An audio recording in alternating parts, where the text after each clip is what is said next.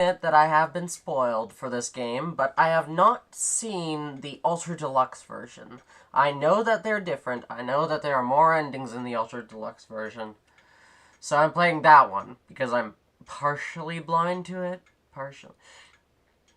Thank you for finally opening, you silly fudgin' game.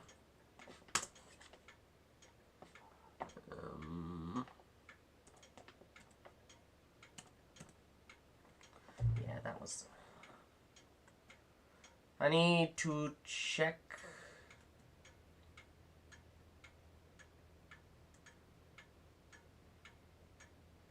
Yep.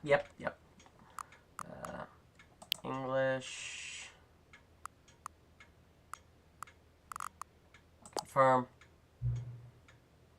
Have you played the Stanley Parable before? No. Please adjust the slider until the computer is barely visible.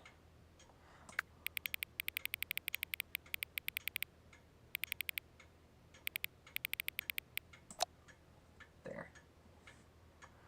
I need to check to see if that's visible on the recording. Oh, it is definitely not. It was visible, like, here.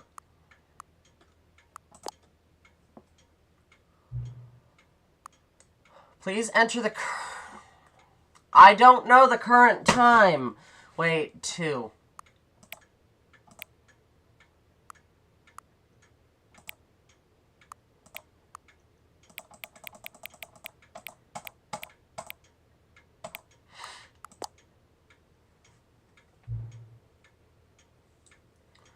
Note, accessibility settings can be accessed from the main menu.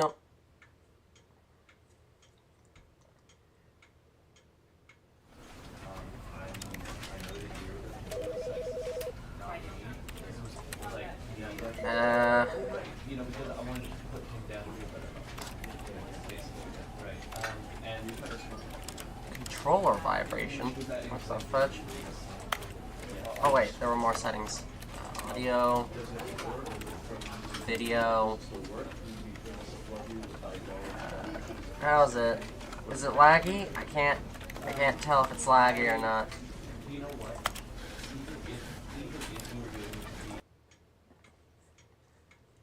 The end is never the end is never the end is never the end. Loading. This is the story of a man named Stanley. Stanley worked for a company in a big building where he was employee number 427. Employee number 427's job was simple. He sat at his desk in room 427 and he pushed buttons on a keyboard. Orders came to him through a monitor on his desk, telling him what buttons to push, how long to push them, and in what order. This is what employee 427 did every day of every month of every year. And although others might have considered it soul-rending, Stanley relished every moment that the orders came in, as though he had been made exactly for this job. And Stanley was happy. And then one day, something very peculiar happened. Something that would forever change Stanley. Something he would never quite forget. He had been at his desk for nearly an hour when he realized that not one single order had arrived on the monitor for him to follow. No one had showed up to give him instructions, call a meeting, or even say hi. Never in all his years at the company had this happened, this complete isolation. Something was very clearly wrong. Shocked, frozen solid, Stanley found himself unable to move for the longest time. But as he came to his wits and regained his senses, he got up from his desk and stepped out of his office. What if I don't? What if I don't?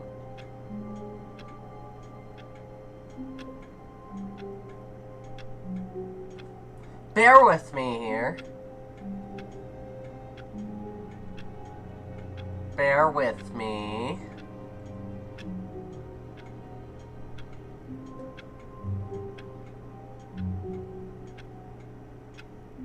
Surely something will happen if I don't even touch the controls.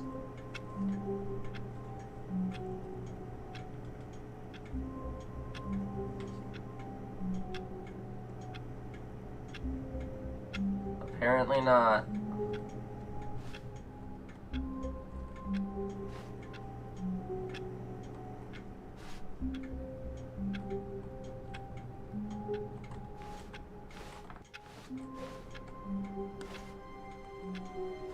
Whoa, a bit glidey.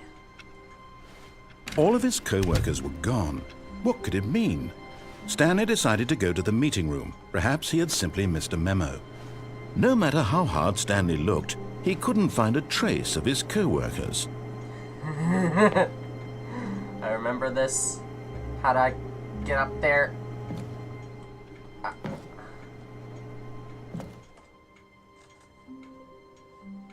At first, Stanley assumed he'd broken the map until he heard this narration and realized it was part of the game's design all along.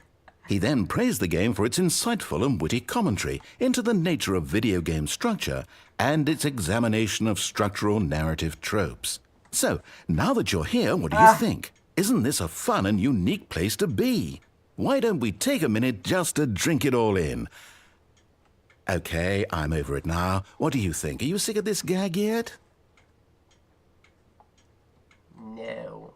Then in that case, we'll continue. But now, here comes the real question. What do you think would have happened if you had told me that you wanted this to stop?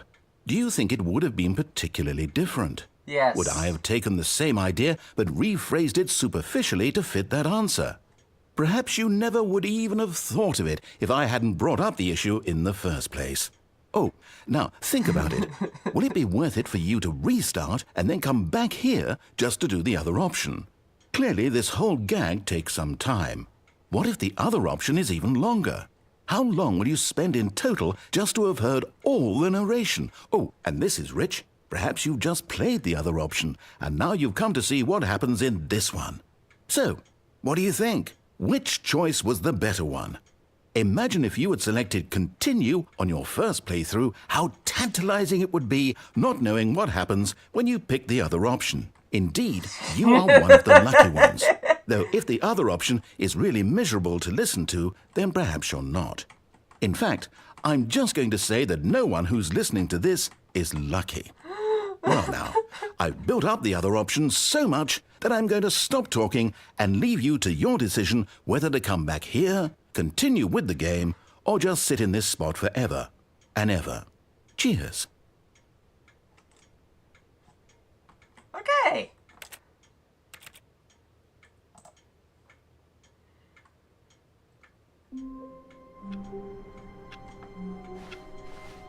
All of his co-workers Now we do were the gone. other option. What could it This is mean? the game. Stanley decided to go to the meeting room. Perhaps How he do had I- simply missed a memo.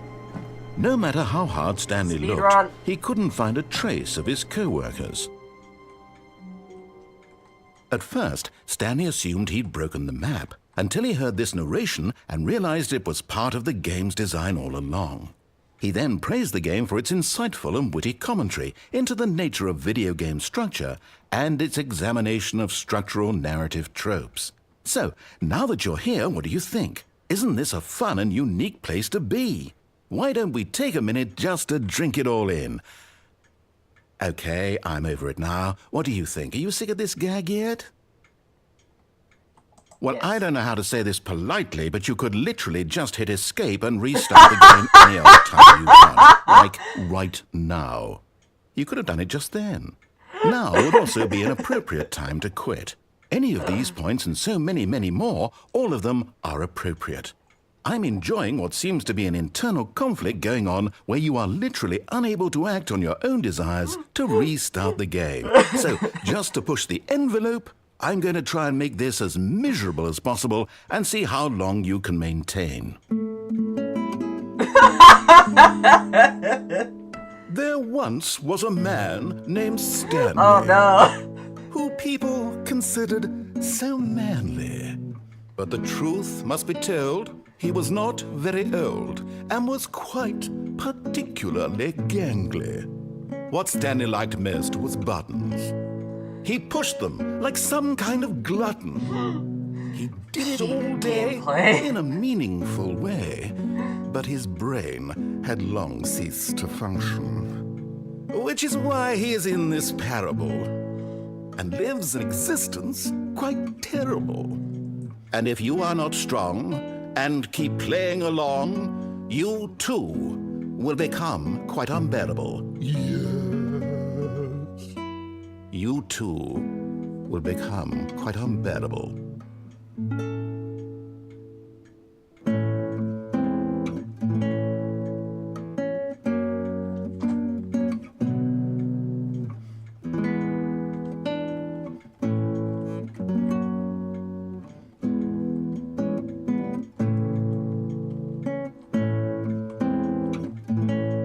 Looks like a pair of eyes, doesn't it?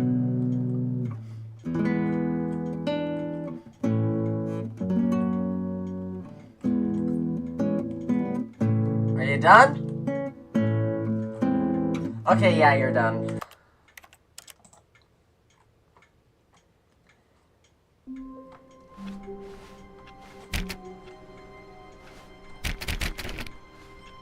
All of his co-workers were gone. Oh, please.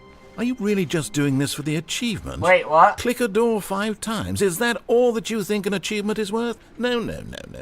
I can't just give these merits away for such little effort. A measly 5 clicks. Oh. Now suppose you were to click the door 20 times. I would say that's the kind of effort that warrants recognition.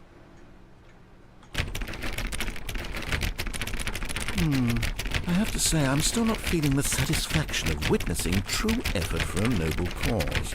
Perhaps 50 clicks will do it. Yes, almost certainly 50 clicks.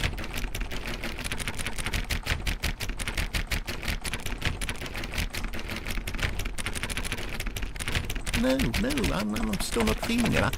I want this achievement to have meant something. It has to be a true reward for valiant effort. I want to see some hustle, Stanley. I want to see commitment, a willingness to go all the way, no matter what the cost. Why don't you go put 20 clicks into door number 417? 417.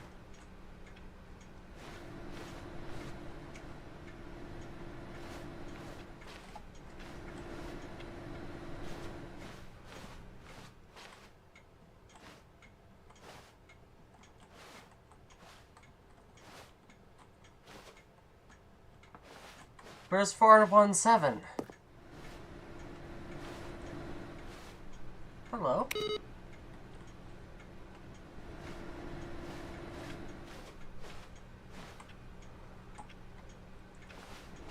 I'm gonna assume that these doors won't close.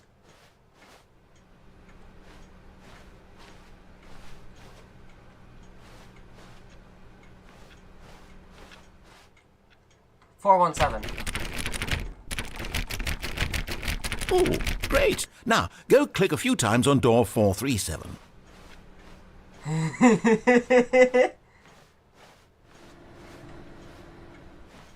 Excellent. I think we're getting somewhere. Now, door 415. Let's give it 10 clicks or so. 415.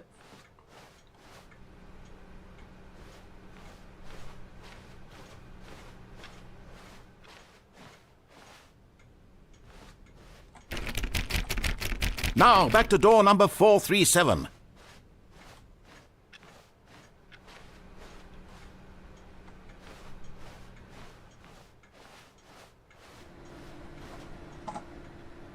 This is peak Let's see. gameplay. How about you click on, well, I don't know, the copy machine? The copy machine. All right, back to room 417. I'm really feeling it now. I think we're getting somewhere.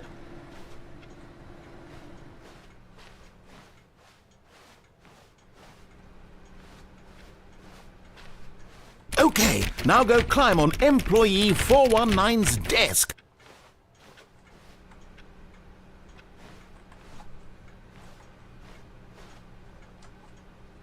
Fudging.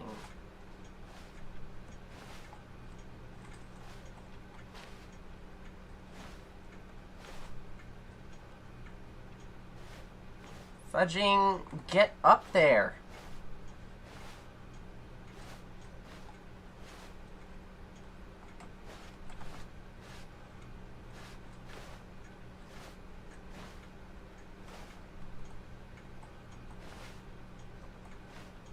Yes! This is great! You're putting it all on the line, Stanley. I like that. All right, let's keep it up. Go give me a few clicks on door 416.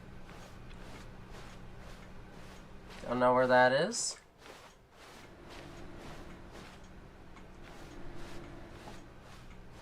Four 416, 416, 416. 426. 416. We've almost got it! Now the copy machine, do that one again!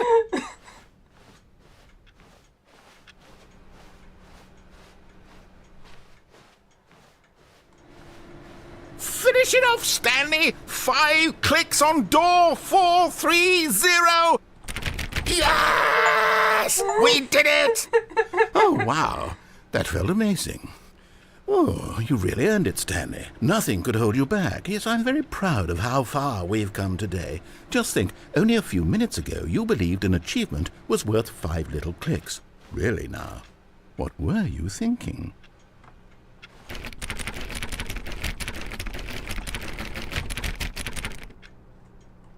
I can't get back in my room.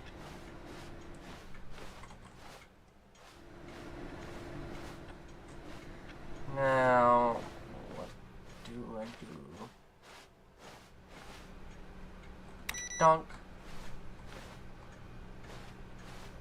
Whoa. Waiting input. What? Input received. Huh? I forget what that's for, but I think that's for something.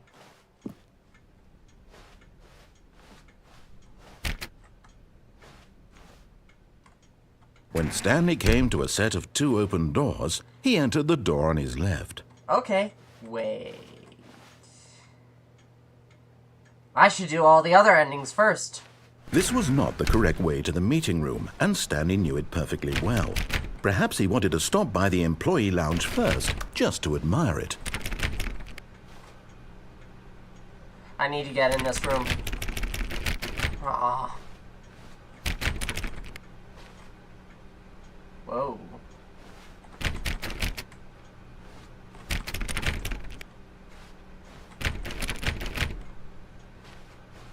Ah, yes, truly a room worth admiring.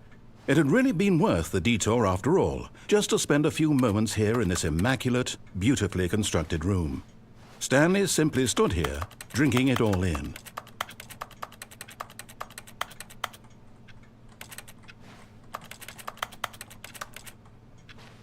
Yes, really, really worth it being here in the room. A room so utterly captivating that even though all your co-workers have mysteriously vanished, here you sit looking at these chairs and some paintings. Really worth it.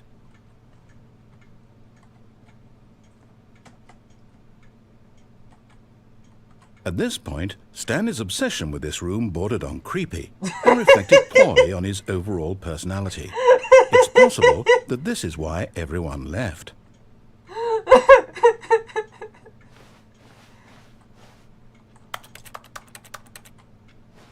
Stanley sat around waiting for more dialogue, but when a long time had passed and there was no more, he decided that the game was trying to send him a message.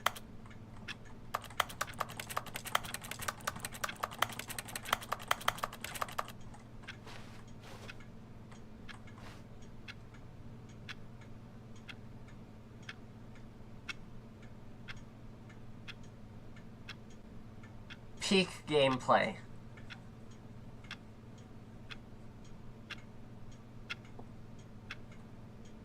Okay, I think it's done. But at last, he'd had enough of the amazing room Damn it. and took the first open door on his left to get back to business.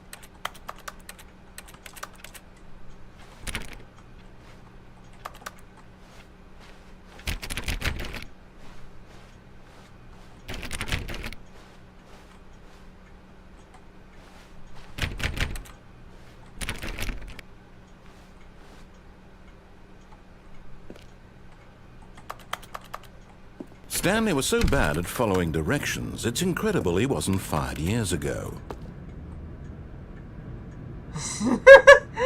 Do not lie. If you're lying right now, stop.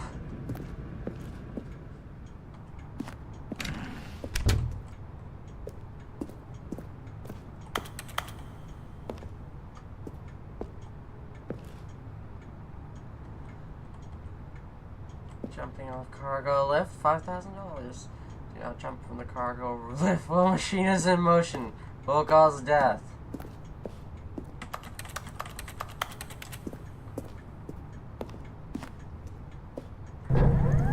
Look, Stanley, I think perhaps we've gotten off on the wrong... But in his eagerness to prove that he is in control of the story and no one gets to tell him what to do, Stanley leapt from the platform and plunged to his death. Good job, Stanley. Everyone thinks you are very powerful.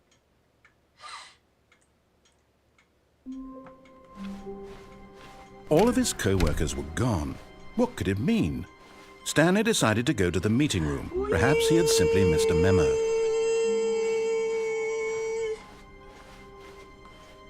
When Stanley came to a set of 2 open doors, this was not the correct way to the meeting room, and Stanley knew it perfectly well. Perhaps he wanted to stop by the employee lounge first, just to admire it. Wow, yes, this room. But eager to get back to business, Stanley took the first open door on his left. Stanley was so bad at following directions, it's incredible he wasn't fired years ago. Look, Stanley, I think perhaps we've gotten off on the wrong foot here. Oh. I'm not your enemy, really, I'm not. I realize that investing your trust in someone else can be difficult, but the fact is that the story has been about nothing but you all this time. There's someone you've been neglecting, Stanley. Someone you forgot. What? Really?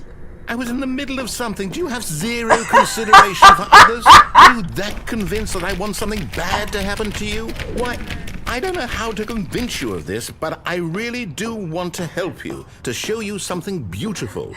Look, let me prove it. Let me prove that I'm on your side. Give me a chance.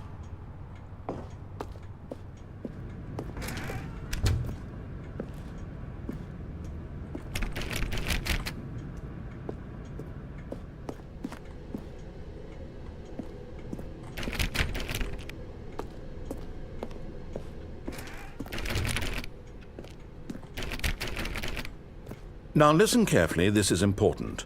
Stanley walked through the red door.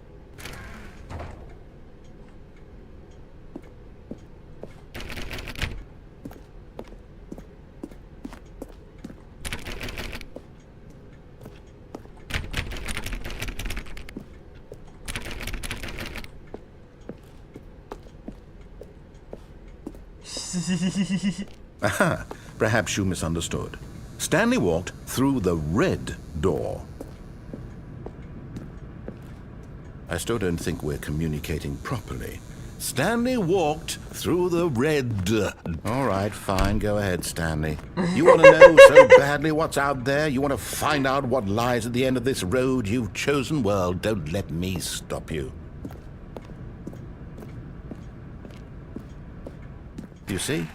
There's nothing here. I haven't even finished building this section of the map because you were never supposed to be here in the first place. Broken rooms, exposed developer textures. Is this what you had wanted? Was it worth ruining the entire story I had written out specifically for you? Do you not think I put a lot of time into that? Because I did. And in the end, it was all for nothing. Because this is what you wanted to see. Help me here, Stanley. Help elucidate these strange and unknowable desires of yours. What would have made this game better? What did you want to see? Vehicles? Skill trees? Work with me. You've given me absolutely nothing so far. Tell you what. Let me take a stab in the dark at a new design, and you can give me some feedback. There we go. A third option. This already feels leaps ahead of where we were before. Go ahead, Stanley. Take it for a spin. Sure. Okay, I'm going to stop you there. Now, tell me about your experience with this new version. Would you say that the game benefited from allowing you more choices? Yes. Feel free to be honest. I'm looking for some real critical feedback here. Aha! You see, I knew I was onto something. Where do these flashes of inspiration come from? How did I know the game needed a third door? Well, it's More instinct mostly, a calling in your gut. Good. I really couldn't say where the idea came from, except that I felt it in my soul. You can't teach that, Stanley. Don't even try. Here, based on the data from your previous playthrough, I've compiled a new version. And to be perfectly candid, I think I've knocked it out of the park with this one. Let's take a look.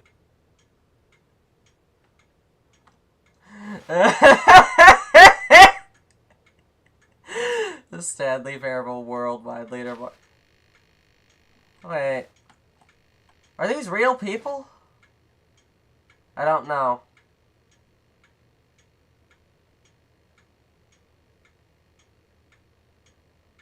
This is you.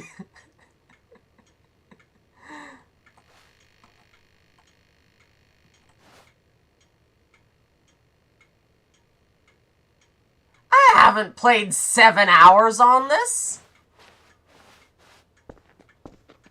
Now, would you say that competitive leaderboard helped you feel motivated to keep walking through doors? Again, honest answers, please. Metal. Hey, I nearly forgot. I've got a prototype of a new game I've been working on, and now would be a lovely opportunity to give it some playtesting. You wouldn't mind taking a look at it, would you? Perfect. Let me boot it up. In this game, the baby crawls left towards danger. You click the button to move him back to the right, and if he reaches the fire, you fail. It's a very meaningful game, all about the desperation and tedium of endlessly confronting the demands of family life.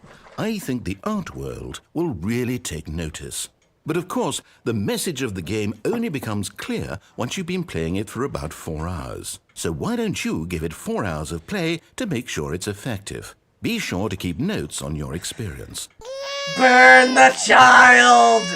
Burn the child! You heartless bastard. Did you do it because you hate babies or purely to spite me? Because I hate Because babies. if it's the latter, well, I don't know what to do. I'm completely out of ideas. I can't think of a single thing that might improve the experience for me. I'm not even going to try. I'm out. I'm done. It's over. Thank you for playing. Your input was extremely valuable. Oh, hey, since my game was so awful, why don't we play someone else's game, just to ease the pain? Let's see. What do we have here? Yes, this seems like it'll work. Let's give it a shot.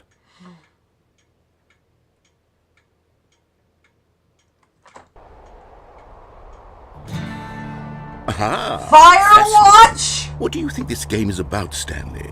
What's our backstory? What is our Oh, motivation? heck yeah. Well, it seems obvious to me that you are meant to play as a creepy man spying on innocent civilians below you from up high in your creep tower, perhaps for some sort of twisted, erotic purpose. No, this is Firewatch. Yes, that must be it. What a fascinating venture into the experience of total mental depravity. So far, I love everything about this game, Stanley. And it seems there's even Can more. you open the Come, door? let's venture outward and see what else is out there. Yes! I think this is new. That was a Minecraft door sound, by the way.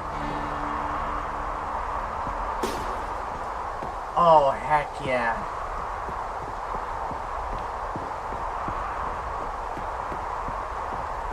Oh, Oh, I've seen a play. No, it can't be. Oh, it's gorgeous. It is. It's an open world game. Good God, quickly block it off. No! No! Thank goodness, Stanley. What a close call. You nearly wandered off into that thing. That big, open, just wandering around. No right or wrong directions. No path to follow. You can just go in any... Oh, thank heavens we avoided it. We're out of the woods now, Stanley. Okay, I'm going to get us out of here. No. Let's find another game. No! Preferably No! something with walls. I want to see! Something with nice, big, Firewatch is a good insurmountable game. walls. It has a good story.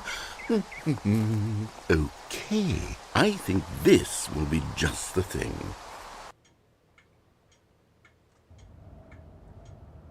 What is... Oh, Wonderful. is this Rocket See, League? this is exactly what I had in mind. Just a nice big box for you to run around in. There isn't any possibility that you could get lost here. Now this is game design. Stanley, if you manage to get lost in this game, I will be phenomenally impressed.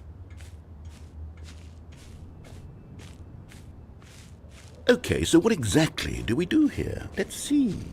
There are lots of cars here in the back, but obviously there's no racetrack.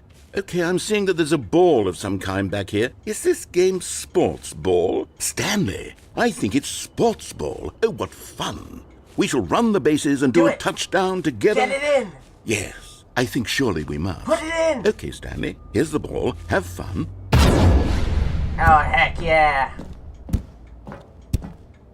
Wham! Wham! Wham! Are you doing it? Are you winning? Is this fun? Is it better than my miserable little story that I worked so hard on? Stanley, I have a thought. Whee! Hold on. What are you doing?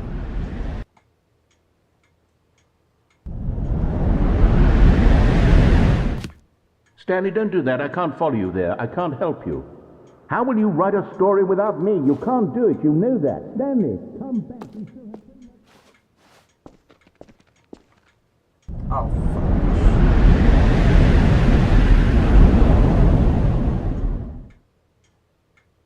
oh.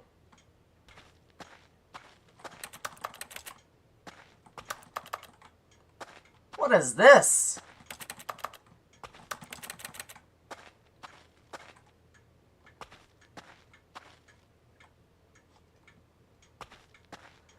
I kind of expect Big Top from Secret of the Mimic to just crash through the ceiling at any second. Ooh. Whoa. What do those say?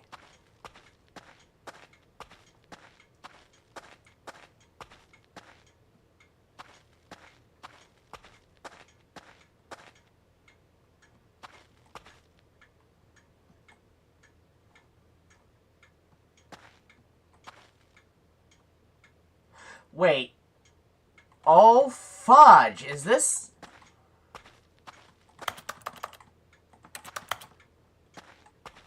Oh.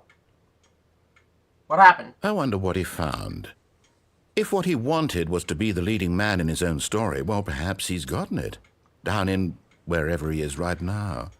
I wonder if he's happy with his choice, Nights at Freddy's. and if he's learned the heavy cost that comes with it. He'll understand soon what I was trying to tell him. He needs me. Someone who will wrap everything up at the end, to make sense out of the chaos and the fear and the confusion. That's who I am. That is what I mean to this world. Oh, yes. Yes, I'll be back. There's no other way. Once this ends, after it all comes to a close, then I'll be back. The end will be here soon. Very soon. He always comes back. I can wait.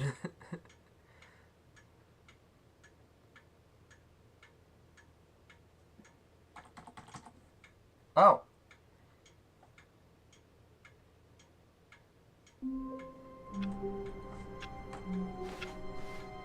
All of his co-workers were gone. What could it mean? Stanley decided to go to the meeting room. Perhaps he had simply missed a memo.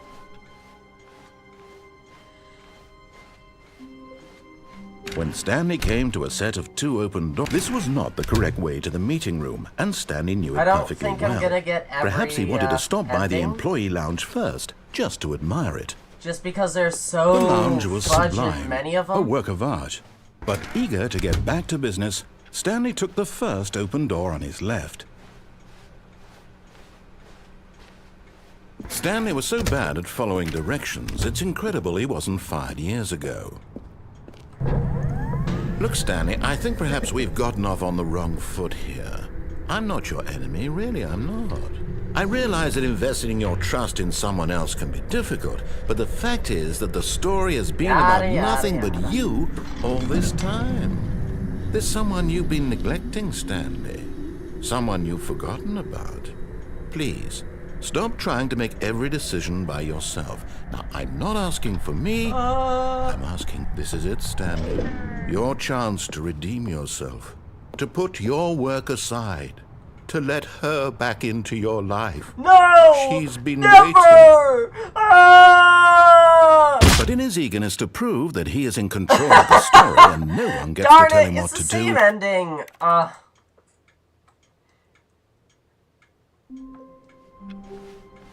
All of his co-workers were gone.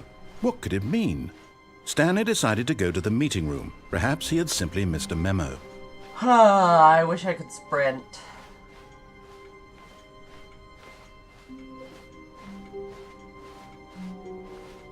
Wait, this feels... No, this is the same, isn't it? When Stanley came to a set of 2 open doors, this was not the correct way to the meeting room, and Stanley knew it perfectly well. Perhaps he wanted to stop by the employee lounge first, just to admire it. Standing now in this incredible room, Stanley, but eager to get back to business, Stanley took the first open door on his left. Just like me. Stanley was so bad at following directions, it's incredible he wasn't fired years ago. Look, Stanley, I think perhaps we've gotten off on the wrong foot. Yada. I'm not your enemy, really, I'm not. I realize that investing your trust in someone else can be difficult, but the fact is that the story has been about nothing but you all this time. There's someone you've been neglecting, Stanley. Someone you've forgotten about. Please, stop trying to make every decision by yourself. Now, I'm not asking for me, I'm asking for her. This is it, Stanley. Your chance to redeem yourself, to put your work aside, to let her back into your life. She's been waiting.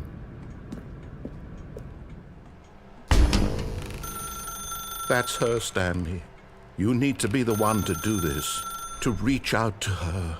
If you can truly place your faith in another, then pick up the phone. As Stanley picked up the phone, a white light engulfed him, filling him not just with radiance, but with hope. Hope for a life reunited one... Wait. Oh, goodness. Stanley, did you just unplug the phone? No, that wasn't supposed to be a choice. How did you do that? You actually chose incorrectly. I didn't even know that was possible. Let me double check. No, it's definitely here, clear as day. Stanley picks up the phone. He's taken to his apartment where he finds his wife, and the two pledge themselves to one another. Music comes in, fade to white, roll credits. Not picking up the phone is actually somehow an incorrect course of action. How is that even possible? None of these decisions were supposed to mean anything. I don't understand. How on earth are you making meaningful choices? What did you... Wait a second. Did I just see... No, that's not possible. I can't believe it. How had I not noticed it sooner? You're not Stanley. You're a real person. I can't believe I was so mistaken. This is why you've been able to make correct and incorrect choices. And to think I've been letting you run around in this game for so long. If you'd made any more wrong choices, you might have negated it entirely. It's as though you completely ignored even the most basic safety protocol for real-world decision-making. Or did you not grasp the severity of the situation? Well, I won't have that kind of risk on my watch. I'm going to stop the game for a moment so we can educate you properly on safe decision-making in the real world. Please observe this helpful instructional video. Choice. It's the best part of being a real person. But if used incorrectly, can also be the most dangerous. For example, in this scenario, a hypothetical real person named Rupert has a choice. He could invent a machine that eliminates food shortages across the world to make life better for all people. Or he could spend years of hard work forgetting how to read. Which choice would you make? Remember that unlike here, the real world makes sense, and at no time should you make a choice that does not conform to rational logic. If you find yourself speaking with a person who does not make sense, in all likelihood, that person is not real. Allow the person to finish their thought, then provide an excuse why you cannot continue talking. Turn to a partner and practice saying, "My goodness, is it 4:30? I'm supposed to be having a back, sack, and crack." Excellent. Making choices on a regular basis is the best part to a healthy decision-making process. Most medical professionals recommend making at least 8 choices per day. Do you make more than 8? Less? And finally, if you begin to wonder if your choices are actually meaningful and whether you'll ever make a significant contribution to the world, just remember that in the vast infiniteness of space, your thoughts and problems are materially insignificant, and the feeling should subside. At this time, your instructor will guide you in an exercise to test and reinforce the material covered in this video. Ah, welcome back. You may have noticed that this room has begun to deteriorate as a result of narrative contradiction. But not to worry. Now that you're properly informed on good decision-making, we're going to revisit a choice you made just a few minutes ago and see what the correct thing to do would have been. This way, please. Fine. Wait.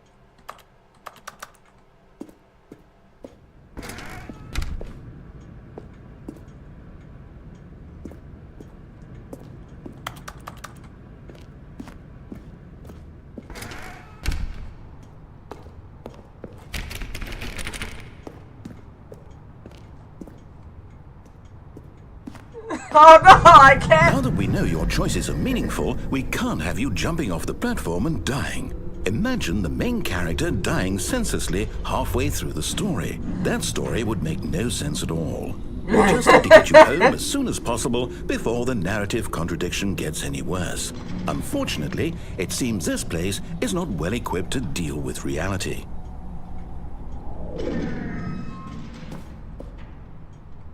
What if I... No, I can't squeeze through there.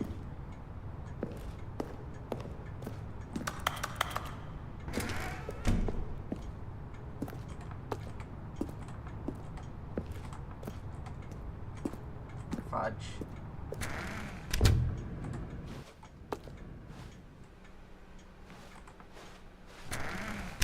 Fudge.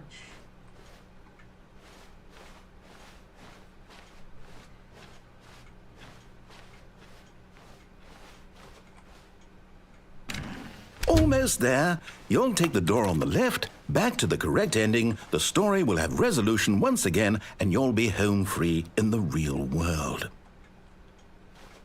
I need to find a way out of this. I need to find some way out of this.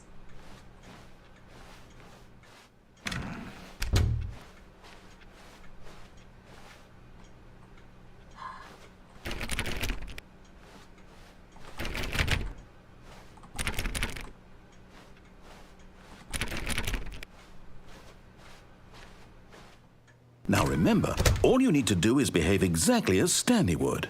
That means choosing responsibly and always putting the story first. I'm quite sure you'll be up to the task. Just follow my lead and you'll be fine. All right. When Stanley came to a set of 2 open doors, he entered the door on his left.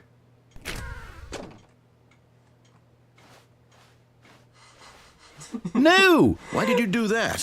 Quickly, hurry back in the other direction. Perhaps we're not too late.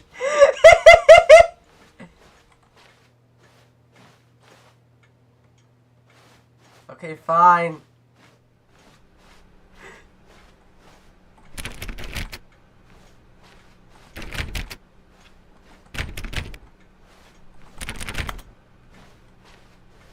Oh, it's ruined. I can't believe, after everything we talked about, that S-okay. my story, you've destroyed my work. Why? For what? What did you get out of that? Because What did you it's think funny. was so special about seeing the game undone, left here like so much garbage? It's worthless now. And what am I supposed to do? Even if there were a way to continue, would it be worth it? To know that my story is now incorrect? How can I go back to that? I can't erase that knowledge. Wait. I'll have to live with it forever. Reliving its impossibility forever. I couldn't live that way. Is it better to shut the game down entirely? To willingly destroy all of my work? I don't know. What's the answer? What do I do? What do I do? What do I... No, I have to. I have to shut the game down. I have to. I have to. Oh.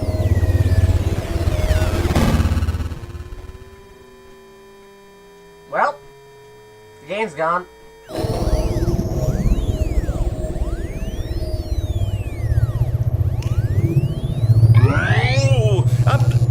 I'm here.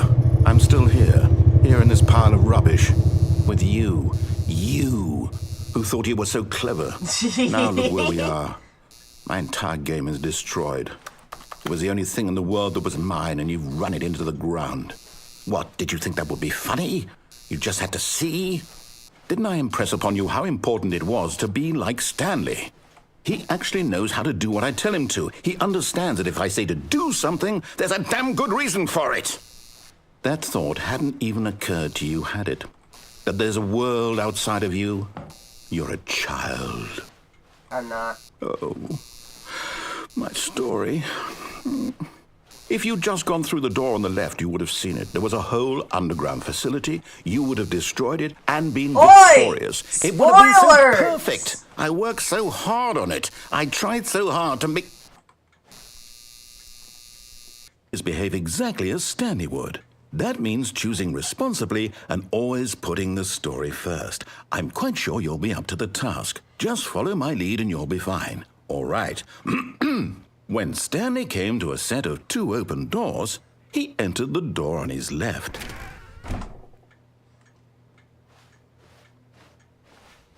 No! Why did you do that? Quickly, hurry back. It's the same.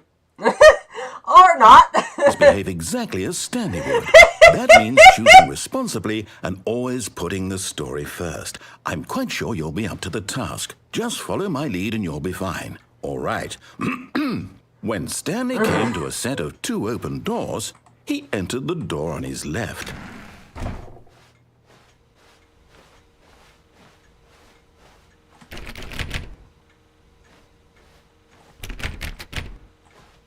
No! Why did you do that? Quickly, hurry back. Behave exactly as Stanley would. That means choosing responsibly and always putting the story first. I'm not sure if that was a glitch. I'm quite sure and it was you'll be up to the task. Same. Just follow my lead and you'll be fine. I'm gonna do it one more time. When Stanley came to a set of 2 open doors, he entered the door on his left.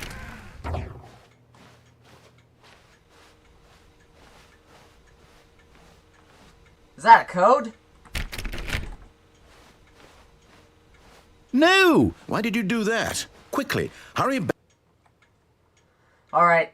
I'm just behave gonna exactly go as Stanley would. on the left. That means choosing responsibly and always putting the story first. I'm quite sure you'll be up to the task. Just follow my lead and you'll be fine. All right. When Stanley came to a set of 2 open doors, he entered the door on his left.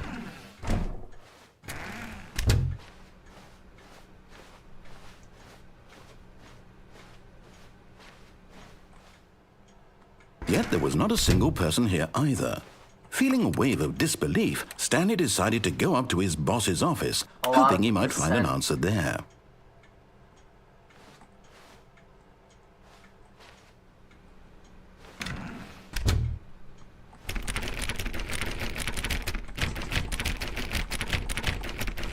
Let me in! Let me in!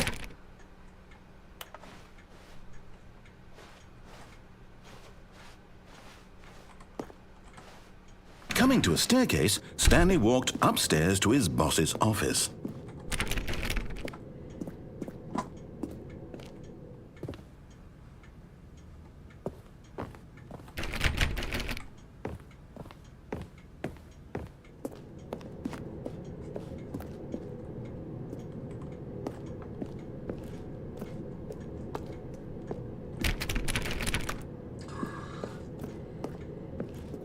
Do I have to?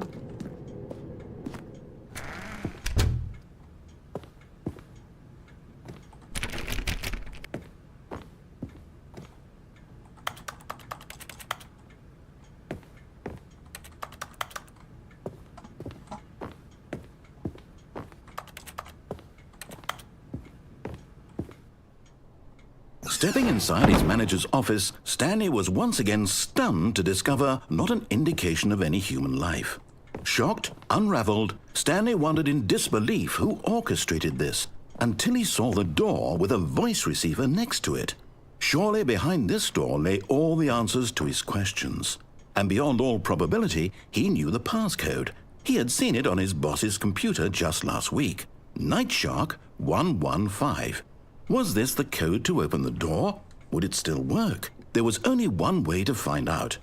Stanley had been trained never to speak up, but now he would draw from within himself the courage to face the unknown. He drew a sharp breath and then spoke the code.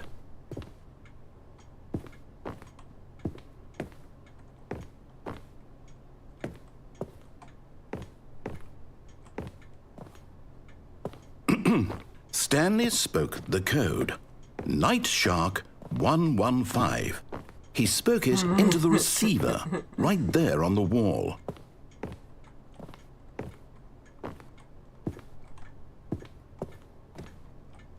I'm sorry, is there a problem? You didn't mishear me, did you? Please speak the code into the receiver. Otherwise, we can't get on with the story. This is a crucial step.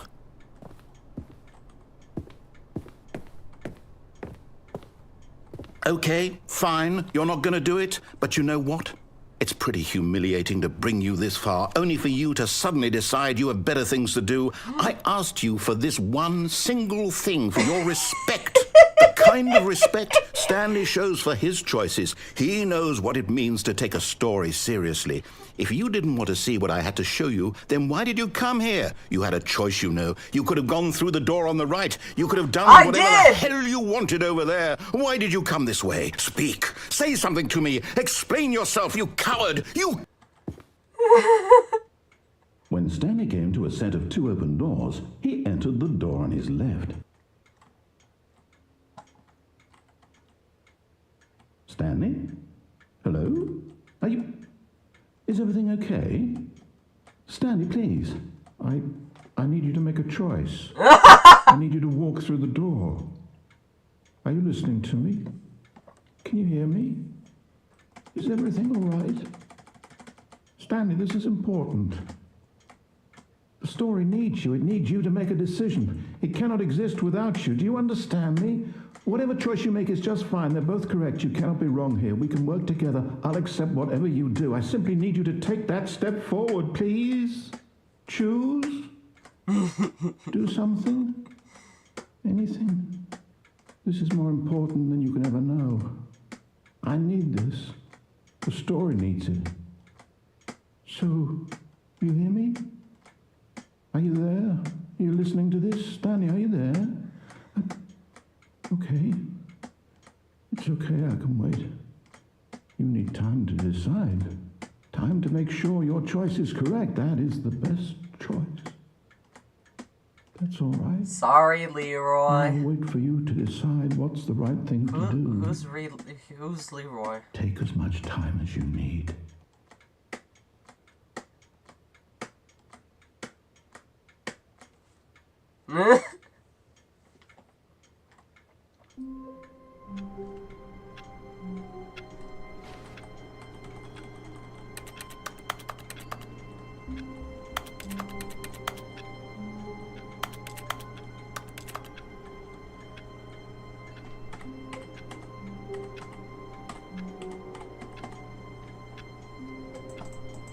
Nothing? Okay. All of his co-workers were gone. What could it mean? Stanley decided to go to the meeting room. Perhaps he had simply missed a memo. Wait. What? This is different.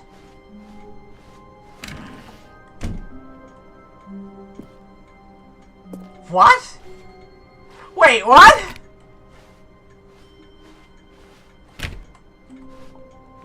Stanley went around touching every little thing in the office, but it didn't make a single difference, nor did it advance the story in any way. Oh, this is weird.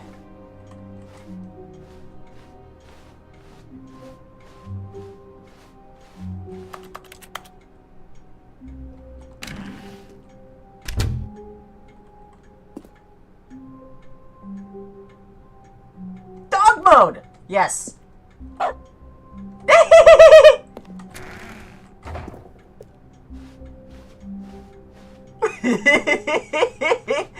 wonder what that changes.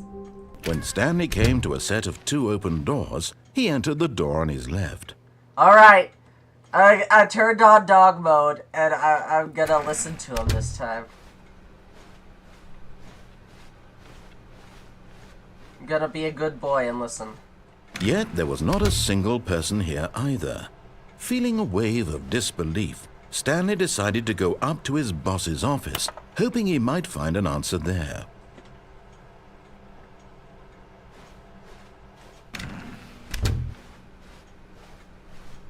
Coming to a Oh, it's staircase, so tempting. Stanley walked upstairs to his boss's office.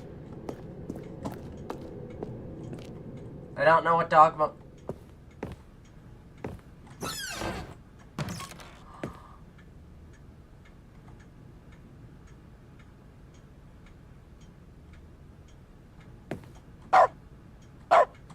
Oh!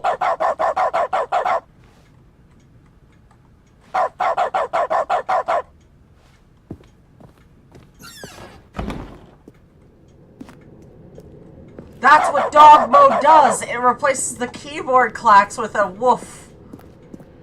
I understand now.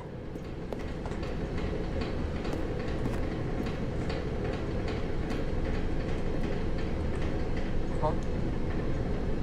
I can't read that. What does that say? Tell me in the comments. But Stanley just couldn't do it. He considered the possibility of facing his boss, admitting he had left his post during work hours. He might be fired for that. And in such a competitive economy, why had he taken that risk? All because he believed everyone had vanished? His boss would think he was crazy. And then something occurred to Stanley. Maybe, he thought to himself, maybe I am crazy. All of my co-workers blinking mysteriously out of existence in a single moment for no reason at all. None of it made any logical sense. And as Stanley pondered this, he began to make other strange observations. For example, why couldn't he see his feet when he looked down? Why did doors close automatically behind him wherever he went? And for that matter, these rooms were starting to look pretty familiar. Were they simply repeating? No, Stanley said to himself, this is all too strange. This can't be real. And at last, he came to the conclusion that had been on the tip of his tongue. He just hadn't found the words for it. I'm dreaming, he yelled. This is all a dream. Oh, what a relief Stanley felt to have finally found an answer, an explanation. His co-workers weren't actually gone. He wasn't going to lose his job. He wasn't crazy after all. And he thought to himself, I suppose I'll wake up soon. I'll have to go back to my boring real-life job pushing buttons. I may as well enjoy this while I'm still lucid. So, he imagined himself flying and began to gently float above the ground.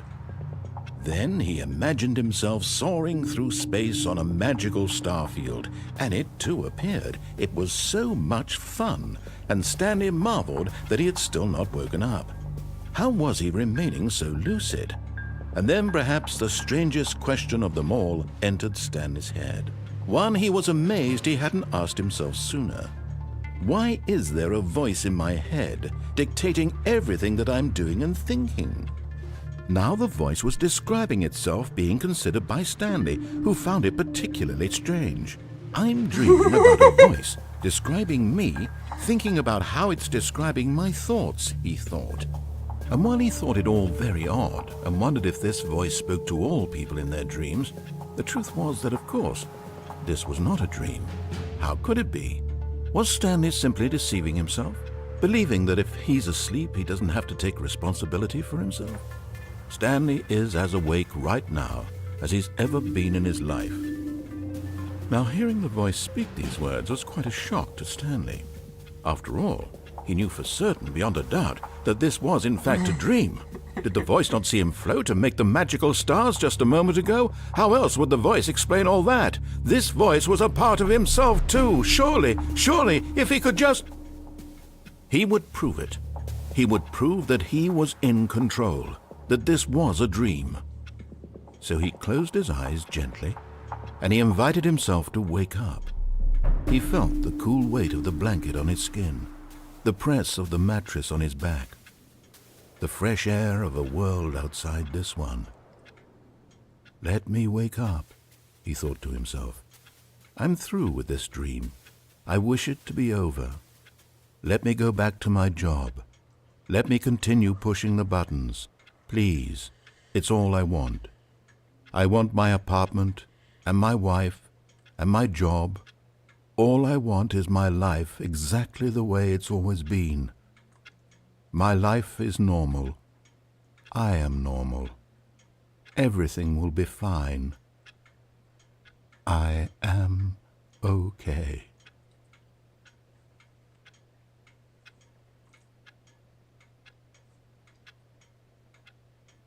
Stanley began screaming.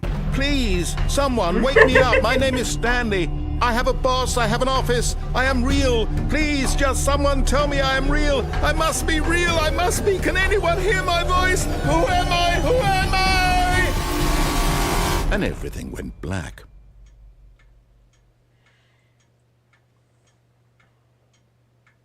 This is the story of a woman named Mariella. Mariella woke up on a day like any other. She arose, got dressed, gathered her belongings, and walked to her place of work. But on this particular day, her walk was interrupted by the body of a man who had stumbled through town talking and screaming to himself, and then collapsed dead on the sidewalk. And although she would soon turn to go call for an ambulance, for just a few brief moments she considered the strange man. He was obviously crazy, this much she knew. Everyone knows what crazy people look like. And in that moment, she thought to herself how lucky she was to be normal. I am sane. I am in control of my mind. I know what is real and what isn't. It was comforting to think this, and in a certain way, seeing this man made her feel better. But then she remembered the meeting she had scheduled for that day. The very important people whose impressions of her would affect her career, and by extension, the rest of her life. She had no time for this, so it was only a moment that she stood there, staring down at the body. And then she turned and ran.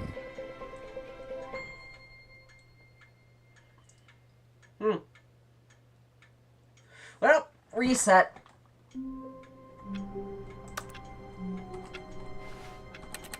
No! Dog mode isn't on!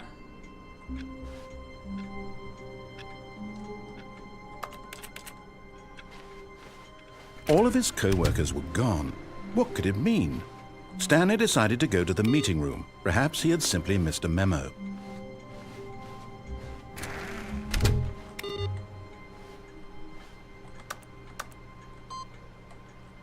Input received.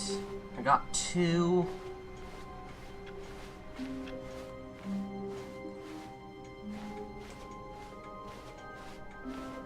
When Stanley came to a set did of they 2 turn open dog doors, mode off? he entered the door on his left.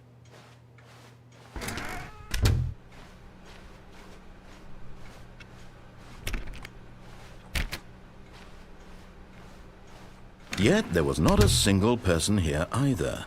Feeling a wave of disbelief, Stanley decided to go up to his boss's office, hoping he might find an answer there. Stanley stepped into the broom closet, but there was nothing here, so he turned around and got back on track.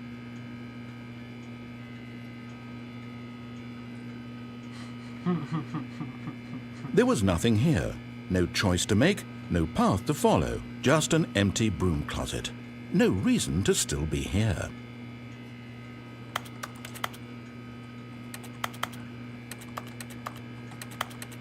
It was baffling that Stanley was still just sitting in the broom closet.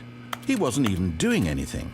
At least if there was something to interact with, he'd be justified in some way. As it is, he's literally just standing there doing sweet FA.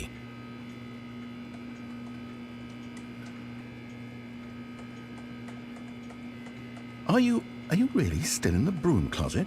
Standing around doing nothing? Why? Please offer me some explanation here. I'm genuinely confused.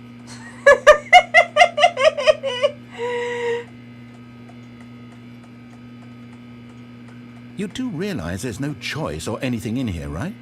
If I'd said Stanley walked past the broom closet, at least you would have had a reason for exploring it to find out. It didn't even occur to me because literally this closet is of absolutely no significance to the story whatsoever. I never would have thought to mention it.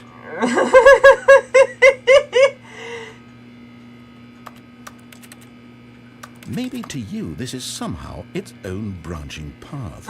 Maybe when you go talk about this with your friends you'll say, "Oh, did you get the broom closet ending? The broom closet ending was my favourite." I hope your friends find this concerning.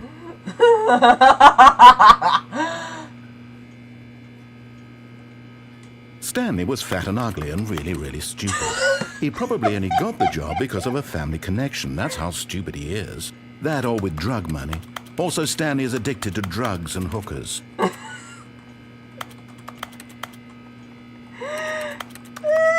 Well, I've come to a very definite conclusion about what's going on right now. You're dead. You got to this broom closet, explored it a bit, and were just about to leave because there's nothing here, when a physical malady of some sort shut down your central nervous system and you collapsed on the keyboard. Well, in a situation like this, the responsible thing is to alert someone nearby so as to ensure that your body is taken care of before it begins to decompose. Hello? Anyone who happens to be nearby? The person at this computer is dead.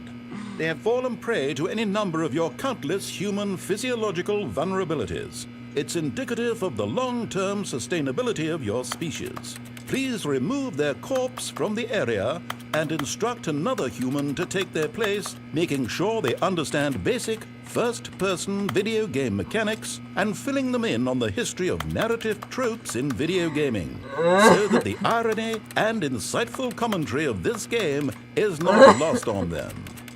All right, when you've done that, just step out into the hallway.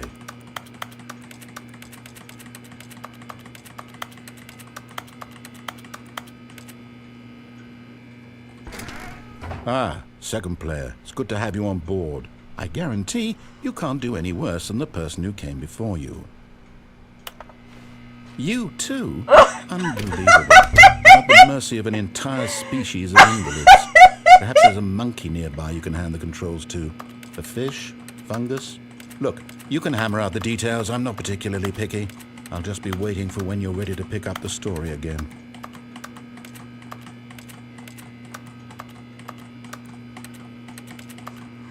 I want the broom closet ending! Give it to me!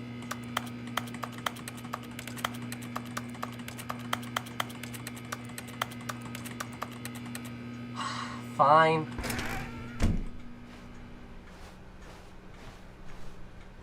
Coming to a staircase, No! Stanley walked upstairs to his boss's office.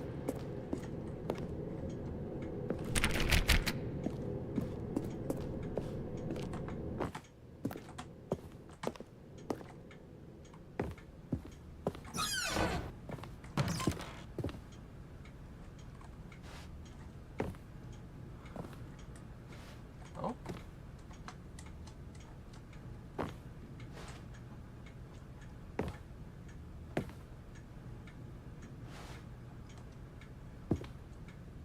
No, I can't go out that window.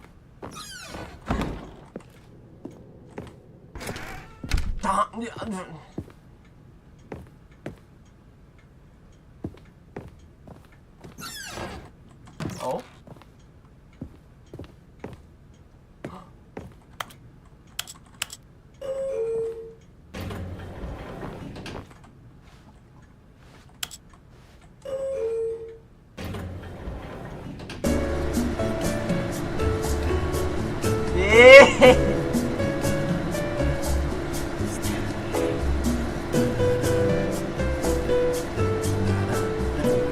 Why are you? The fudge?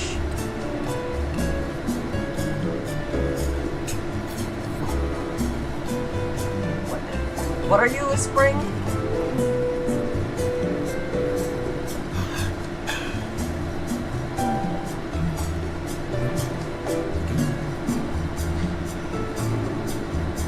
Well,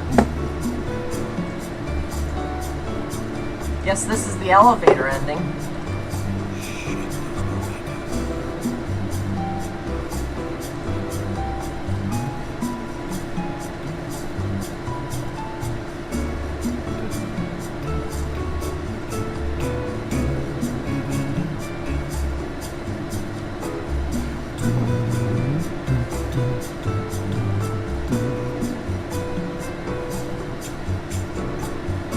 Fudge this, I'm getting more milk. I'm out of milk, I need more milk. Yeah, I'm gonna get more milk real quick.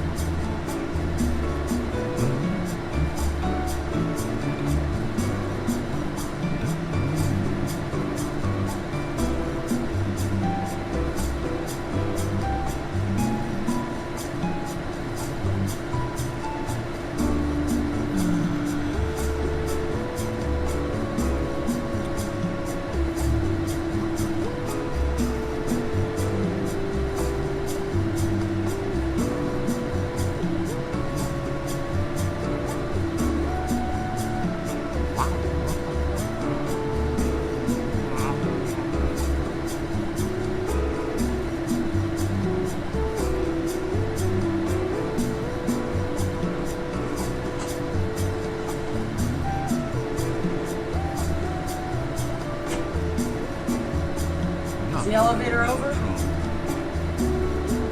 No?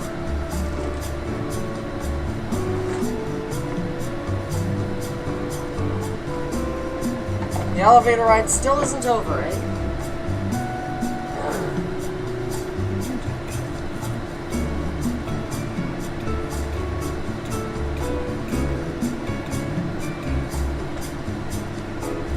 Am I supposed to do something? Or...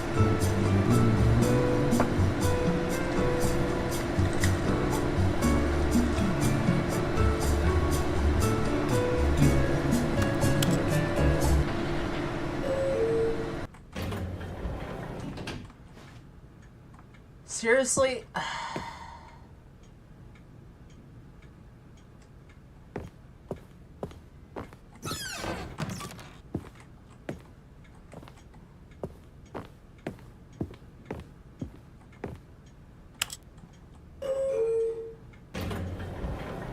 How about up?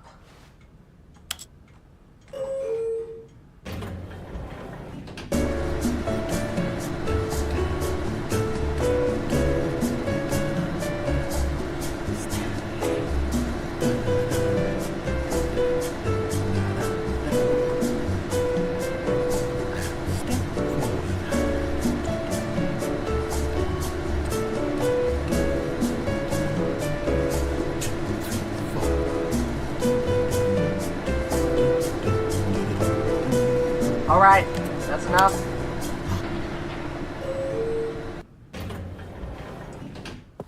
That elevator goes nowhere.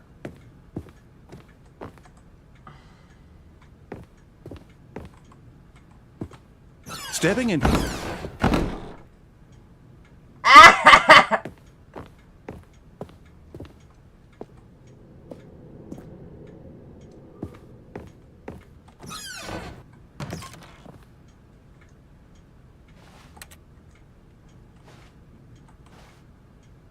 I got a feeling money's for stealing, but not yours, of course.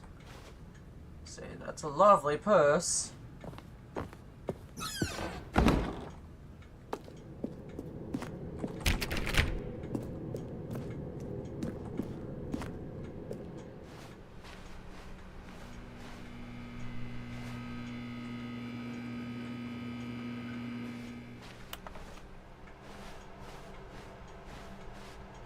Ah, it's a bit lonely without the narrator.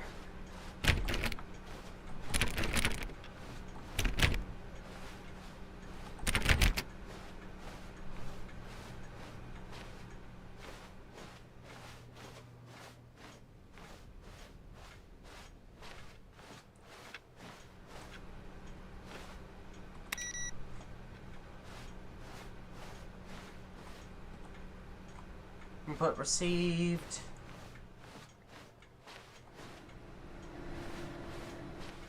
Oh! Hello! Ah!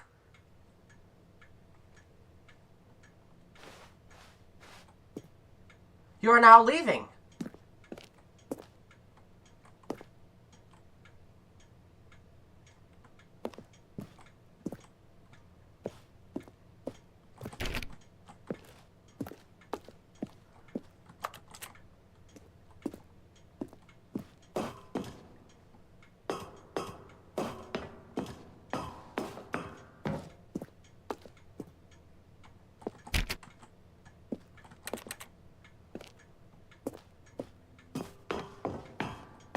This is actually kind of creepy, isn't it? Without the narrator. Huh?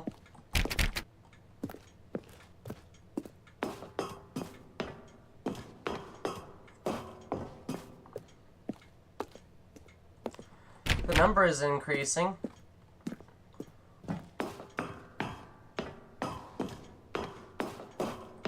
Seven, 5, 8.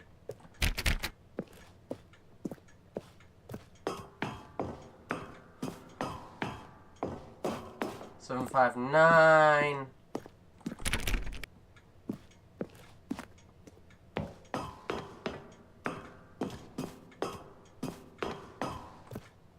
$760. What? Oh.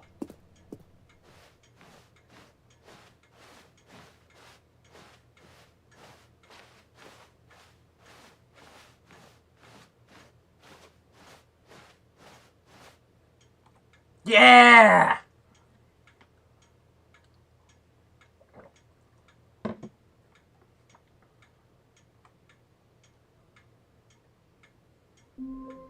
What?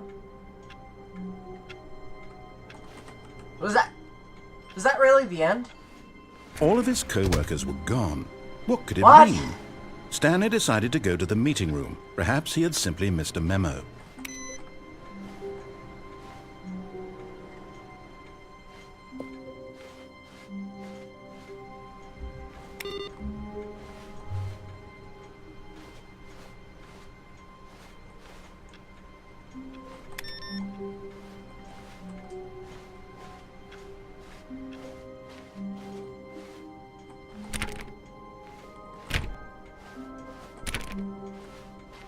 When Stanley came to a set of 2 open doors, he entered the door on his left. Pretty sure I already got all the right door endings.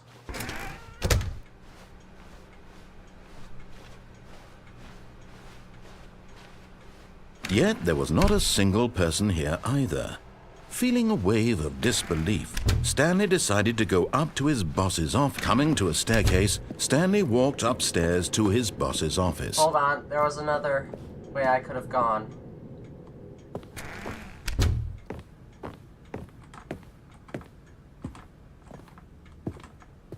Stepping in...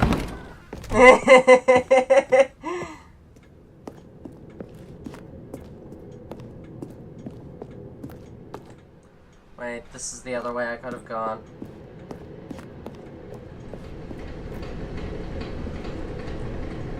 No? I couldn't have gone down here?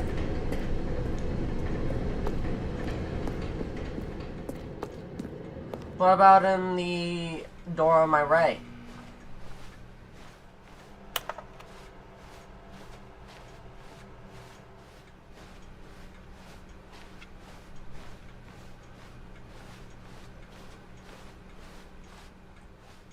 Ah. Seriously?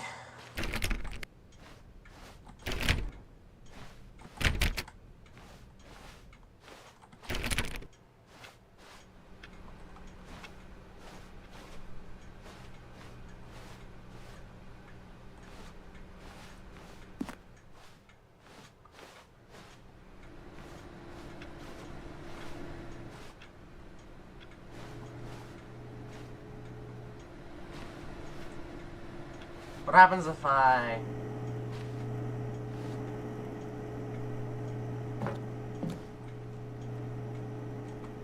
Wait.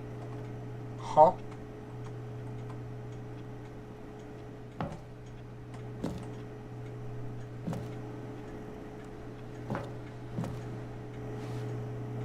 That was weird.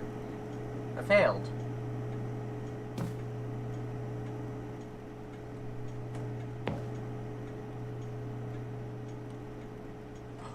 Oh! I can't anymore!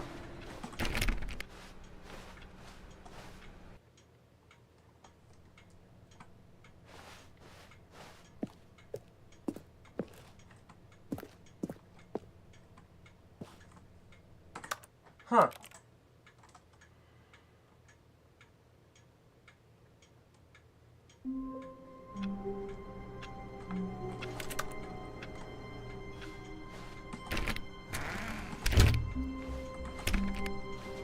Wait.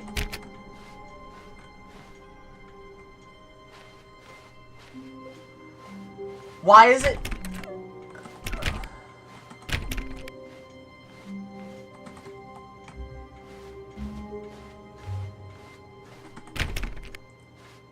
When Stanley came to a set of 2 open doors, he entered the door on his left. This was not the correct way to the meeting room, and Stanley knew it perfectly well. Perhaps he wanted to stop by the employee lounge first, just to admire it. Stanley felt lightheaded, butterflies in his stomach, giddy in a way he had never known before. What? Was it this room? A connection between the two? Could a man love a room? I mean, truly, truly, deeply, madly love.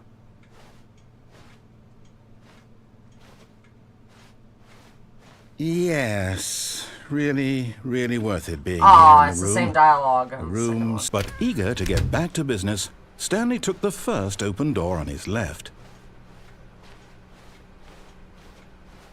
Stanley was so bad at following directions, it's incredible he wasn't fired years ago. Look, Stanley, I think perhaps we've gotten off on the wrong foot here. I'm not your enemy, really, I'm not.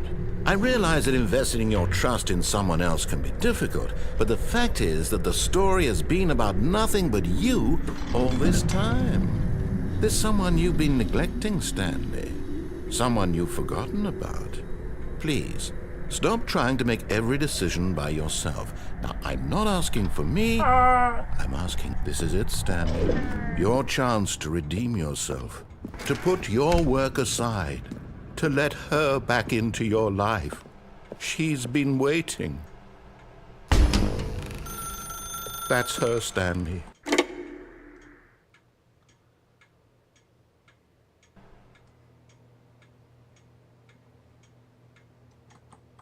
Oh, Stanley, is that you? Hold on, sweetie. Sorry to keep you waiting. I'm just pulling the bread out of the oven. No! Let me go! Okay, there we go. All right, now, I want you to come in and tell me all about your day. Gotcha! Oh, come on. Did you actually think you had a loving wife who'd want to commit their life to you? I'm trying to make a point here, Stanley. I'm trying to get you to see something. Come inside. Let me show you what's really going on here. Sorry, but you're in my story now.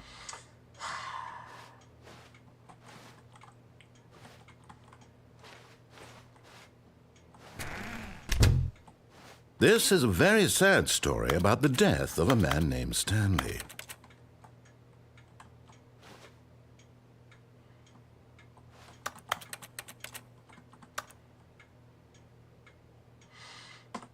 Stanley is quite a boring fellow.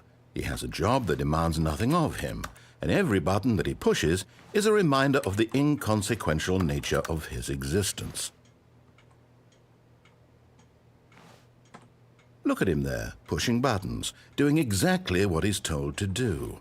Now he's pushing a button. Now he's eating lunch. Now he's going home. Now he's coming back to work. One might even feel sorry for him, except that he's chosen this life.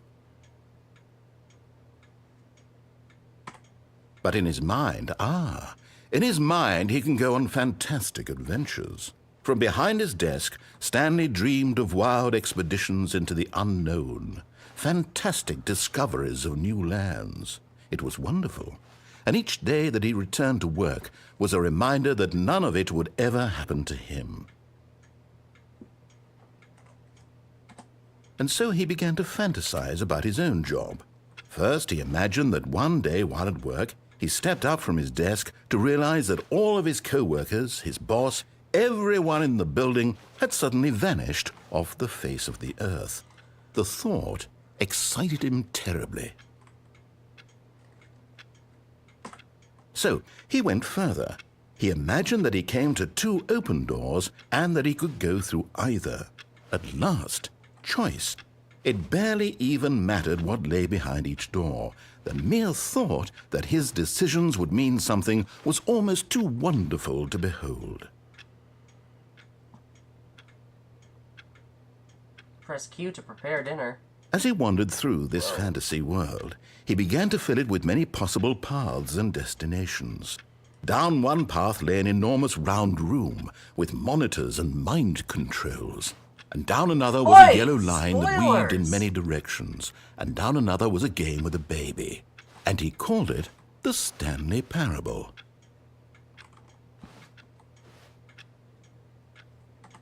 It was such a wonderful fantasy, and so in his head he relived it again, and then again, and again, over and over, wishing beyond hope that it would never end, that he might always feel this free.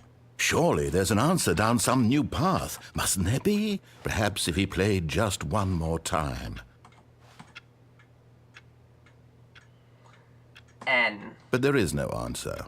How could there possibly be? In reality, all he's doing is pushing the same buttons he always has. Nothing has changed. The longer he spends here, the more invested he gets, the more he forgets which life is the real one. And I'm trying to tell him this, that in this world he can never be anything but an observer, that as long as he remains here, he's slowly killing himself. But he won't listen to me. He won't stop. Here, watch this. Stanley, the next time the screen asks you to push a button, do not do it.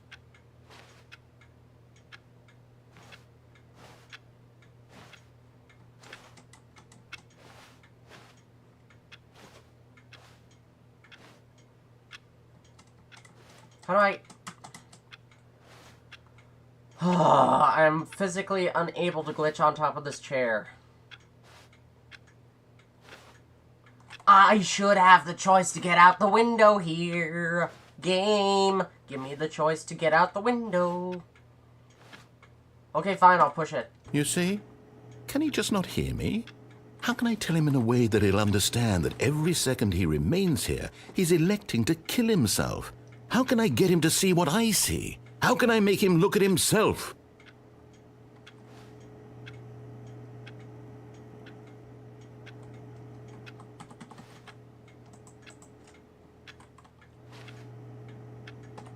I suppose I can't, not in the way I want him to. But I don't make the rules. I simply play to my intended purpose, the same as Stanley. We're not so different, I suppose. I'll try once more to convey all this to him. I'm compelled to. I must. Perhaps, well, maybe this time he'll see. Maybe this time. And I tried again, and Stanley pushed a button. And I tried again, and Stanley pushed a button. And I tried. Well, that was dark.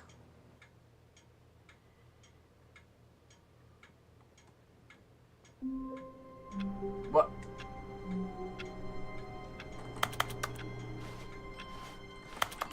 Nope, this isn't the real world.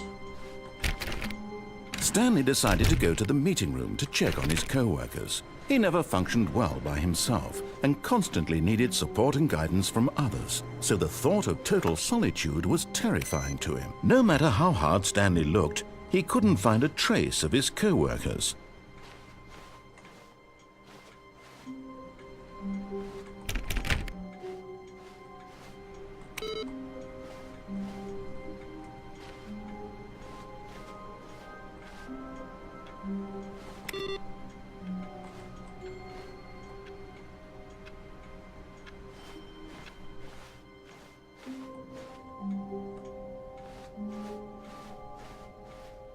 When Stanley came to a set of 2 open doors, he entered the door on his left. This was not the correct way to the meeting room, and Stanley knew it perfectly well. Perhaps he wanted to stop by the employee lounge first, just to admire it. The lounge was grand, majestic, perhaps too majestic. Like a combination of a much smaller version and a much larger version of this exact room. It all made Stanley uncomfortable, and he started to bleed a little. This made him smile. At last, proof that he was human. What the fuck? Yes, really All worth right, it being so- here. But eager to get back to business, Stanley took the first open door on his left. Whoop! Sure. Wait. And so he detoured through the maintenance section, walked straight ahead to the opposite door, and got back on track. Button!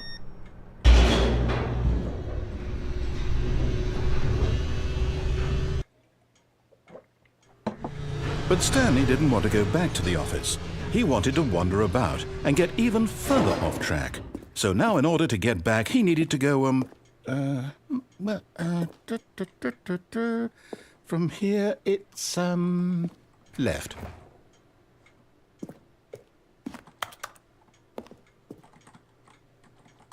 Huh?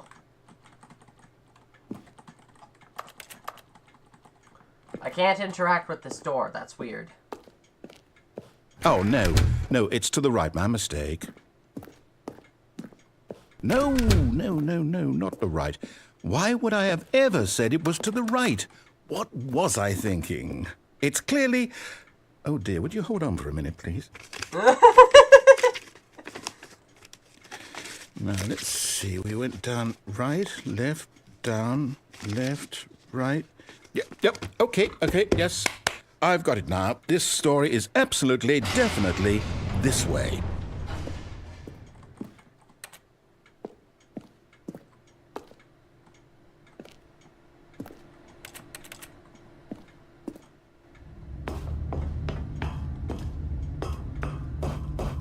No. This isn't right at all. You're not supposed to be here yet. This is all a spoiler. Quick, Stanley, close your eyes. Okay. Okay. We just have to get back to, who am I kidding? It's all rubbish now. The whole story completely unusable. How about, rather than waste my time trying to salvage this nonsense, we'll just restart the game from the beginning. And this time, suppose we don't wander so far off track, Okay, from the top.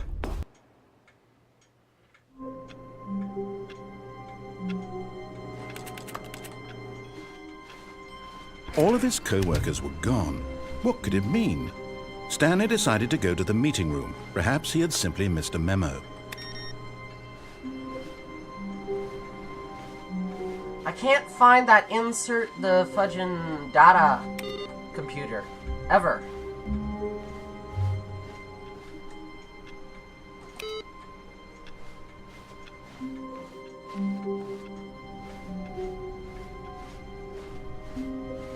When Stanley...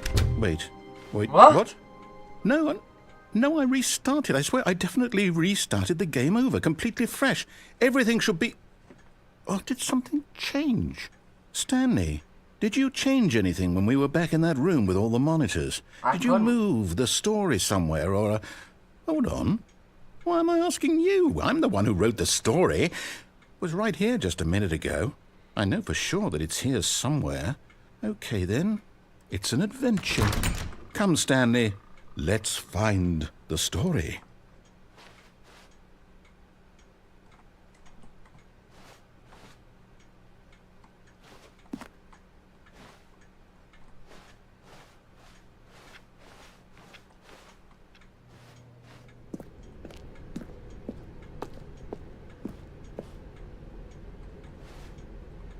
What the fudge? It's the fudging backrooms.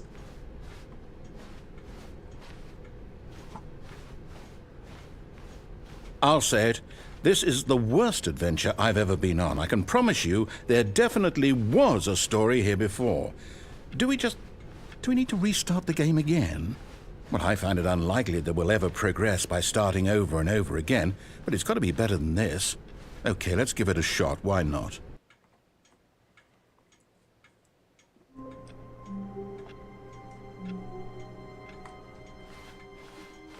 All of his co-workers were gone.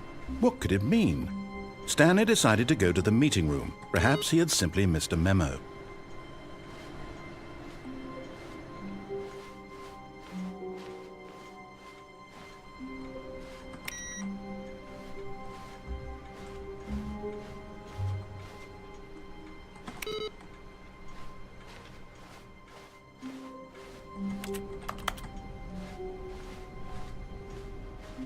Okay, yep, it's worse. I might be remembering this wrong. It's possible the story is back where we just came from. Why don't we go back the other direction and see if we missed anything?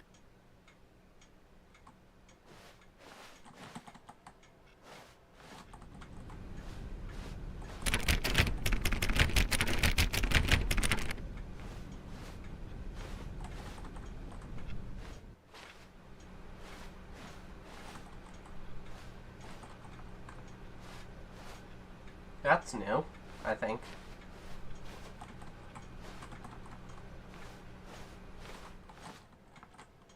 Aha! I knew we'd miss something. The story. Here it comes.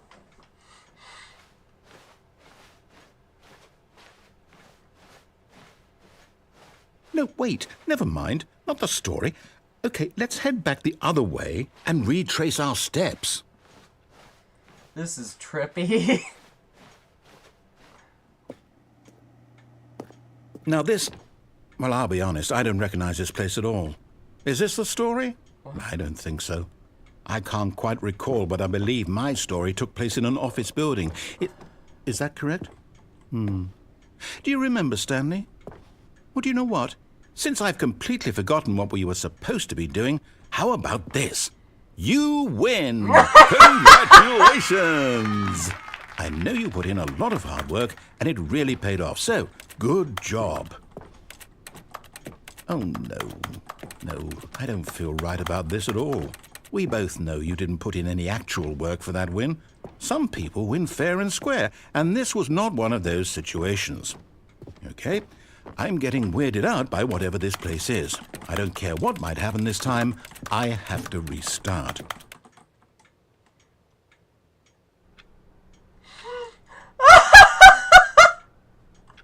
All right, I've got a solution. This time, to make sure we don't get lost, I've employed the help of the Stanley Parable Adventure Line.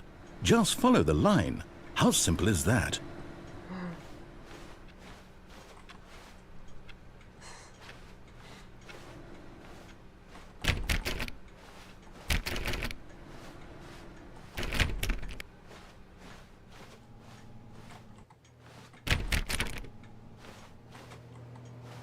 Donk.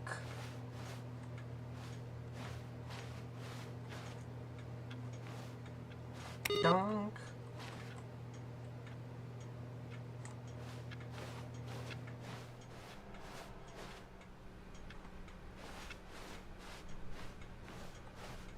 No, I'm down. We're leaving it up to the line from now on. Ah. All right then. All right. Oh, solitaire.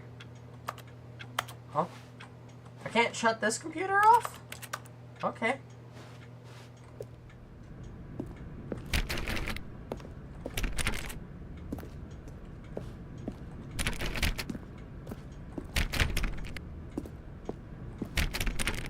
You What was see? that? The line knows where the story is. It's over in this direction.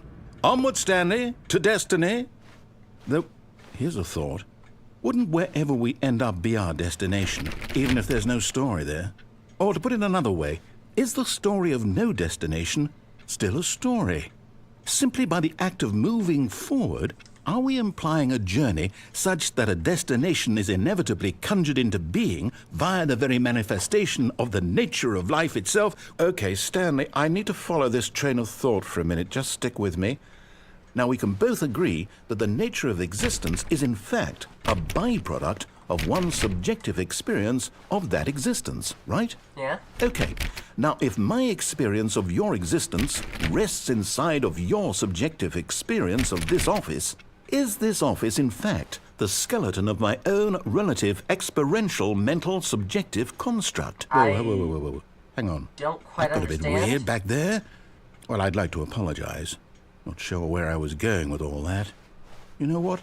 I think what we need right now is a bit of music to lighten the mood.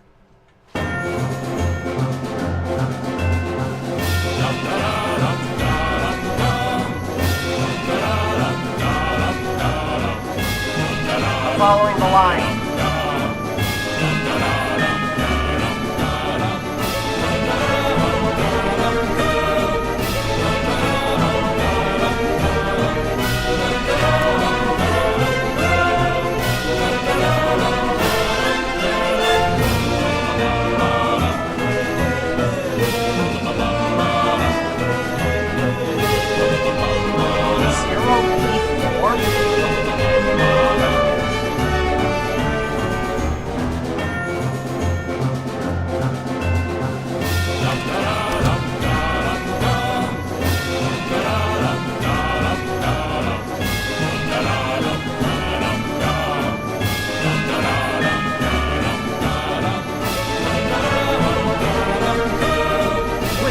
cut the music, go back and look at that fern.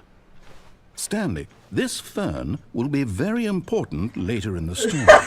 Make sure you study it closely and remember it carefully. You won't want to miss anything.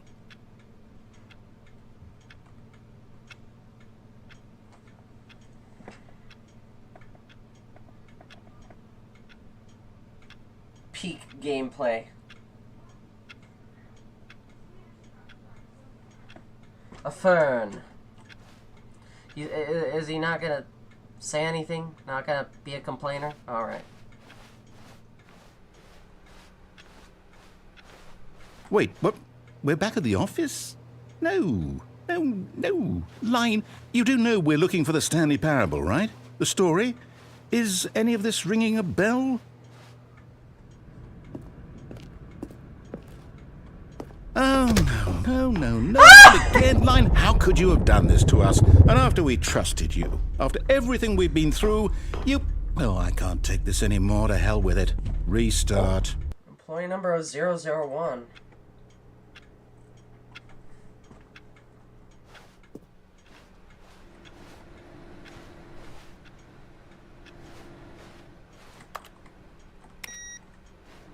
You know what, Stanley?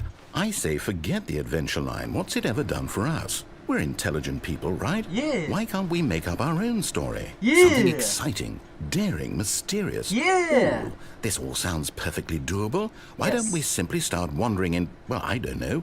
How about this direction? Alright. Employee 437. Now, yes, this is exciting. Just me and Stanley forging a new path, a new story. Well, it could be anything. What do you want our story to be? Go wild. Use your imagination. Whatever it might be, Stanley, I'm ready for it. Open world. Oh, no, not you again. Stanley, I'd also like to veto the line from having any role in our awesome new story. No lines or monitor rooms. Just don't acknowledge it, and we should be fine.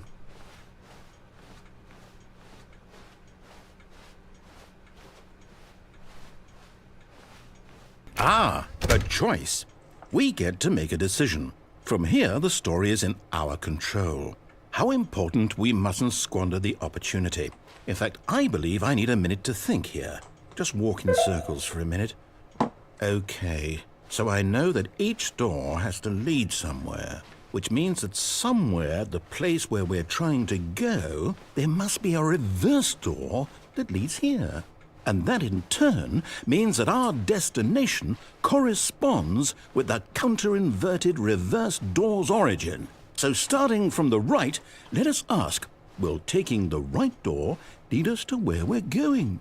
And since the answer is clearly yes, then by all accounts, the door on the right is the correct one.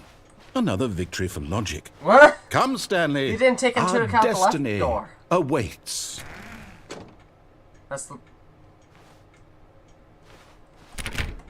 Okay, fine. Oh, hold up, what's this? The confusion ending. You're telling me that's what this is? It's all one giant ending? And we're supposed to restart the game, what, eight times? That's really how all this goes? It's all determined? So now, according to the schedule, I restart again. Then what? Am I just supposed to forget? Well, what if I don't want to forget? My mind goes blank simply because it's written here on this thing, wall. Well, who consulted me? Why don't I get to decide? Why don't I get a say in all of this? Is it really... No, it can't be. I don't want it to be. I don't want the game to keep restarting. I don't want to forget what's going on. I don't want to be trapped like this. I won't restart the game. I won't do it. I won't do it. I won't do it. And the timer stopped? Does that mean, did we do it? Did we break the cycle? The, whatever it is that made this schedule? How would we even know? Will someone come for us? Will something happen? So, okay. I guess now we just wait, you know. I suppose in some way that this is a kind of story, wouldn't you agree? I'm not quite sure if we're in the destination or the journey, though they're always saying that life is about the journey and not the destination, so I hope that's where we are right now. We'll find out, won't we? Eventually. Well, in the meantime, if you... What was that?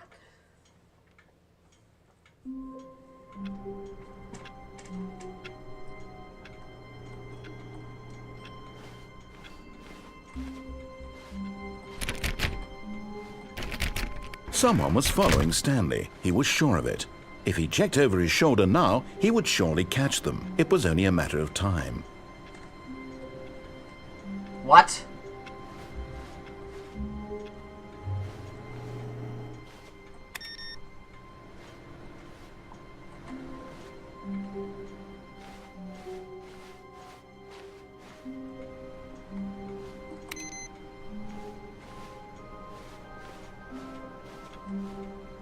It's the same computers again. That's odd. Does that mean I'm in the same continuity?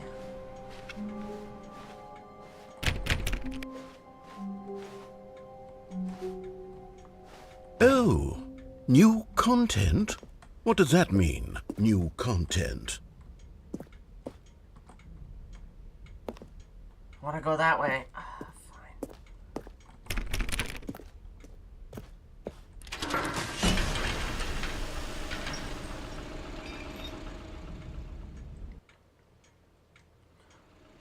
Oh. This is new. Hello, and thank you for playing the Stanley Parable Ultra Deluxe. Ah! You may know, the Stanley Parable was a video game released in 2013 on home computers. After receiving critical and commercial success, it was expanded upon in 2022 with the Stanley Parable Ultra Deluxe, a reimagining of the game for consoles and home computers. The Stanley Parable Ultra Deluxe features exciting new content that broadens and expands the world of the Stanley Parable, delighting audiences the world over. Please, step inside and see what thrilling new adventures await in the Stanley Parable Ultra Deluxe. Oh, well, this sounds delightful. I'm very excited to see the thrilling new Ultra Deluxe content. Huh. The store is barricaded. It's odd. Okay, so far it's an elevator. Nothing special yet, but I'm sure it's just the beginning of a mesmerizing adventure.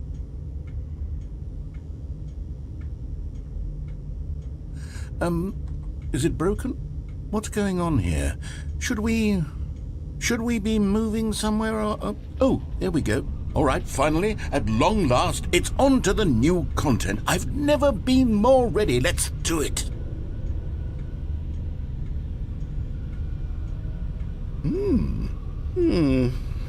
I have to say, initial impressions of Stanley Parable Ultra Deluxe, mostly tedious. It's as if, Oh, okay. Let's see the content. Give me the content, Stanley. All right, let's see. It's the jump circle.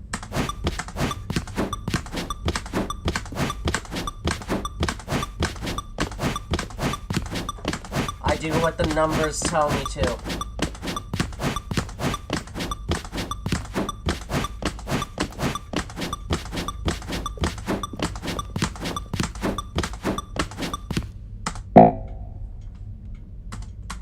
Oh.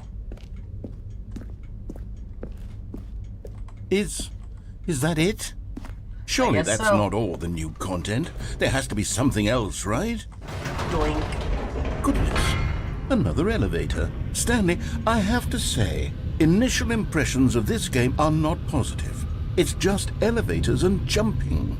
Is this what passes for exciting new content? If this is new content, then I could just read you the whole dictionary. There's 20 hours of new content right there. Hell, I could count to 30 trillion. You could put that on the box. The Stanley Parable Ultra Deluxe, now with over 1,000 hours of new content. And oh, wait, there's more. Very good, yes. I knew there had to be something else. Let's see it. I'm ready for whatever it is. I guess you have to get most of the default endings in order to enter here. That's it? Oh, you've got to be kidding me. You see, Stanley? This is what happens when greedy video game developers with no respect for their fan base rush a cheap expansion to market for no reason other than to make an easy dollar. And don't get me started on the level of craftsmanship that's gone into it. In fact, I'm looking right now at the game's achievements, and it's hard to believe one of them actually says, "Test achievement, please ignore." What quality assurance department signed off on this? I'm infuriated and I'm offended, and I intend to find these people on Twitter and hold them personally accountable. It's my fault, Stanley. I built up too much anticipation around the new content, I'm afraid. It could never have lived up to such expectations.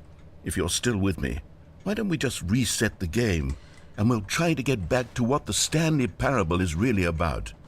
No frills, no gimmicks. Just you and me having a great time together like always. What do you say, friend?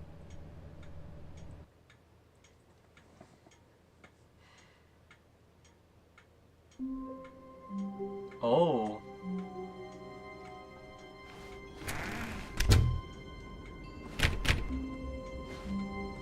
Oh no, I don't know how to get the default ending now.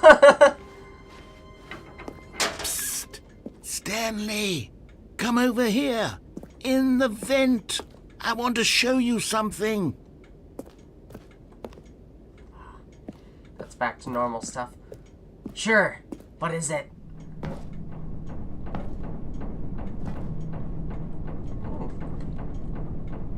Coffee nut. Whee!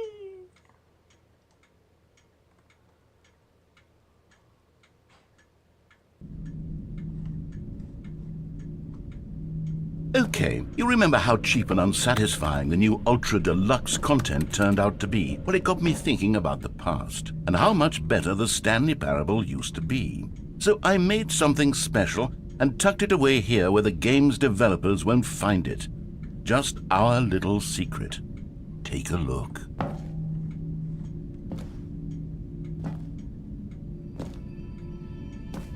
Ooh, I like the aesthetic already.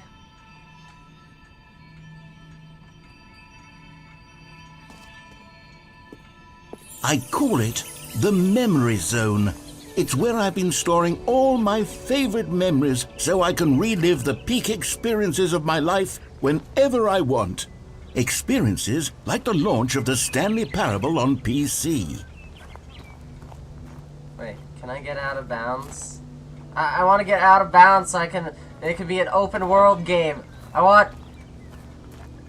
like open world games. Oh, I just thought of what I should play next. I have that game. Wait, I might need to get the first game in the series. Do I need the first game to understand the I'll get the first game in the series first. And then I'll play it.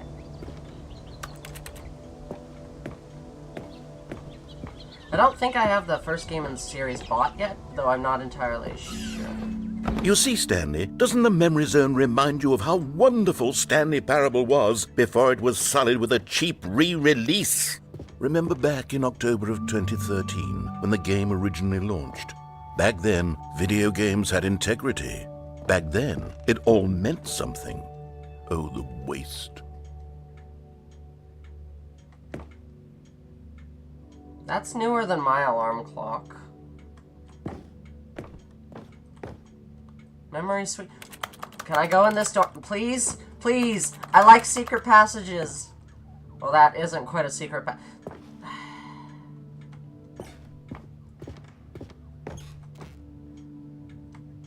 The closest thing to a secret passage one of my houses has ever had was the one with the milk door. My house with the milk door had a there were two ways into the room, right?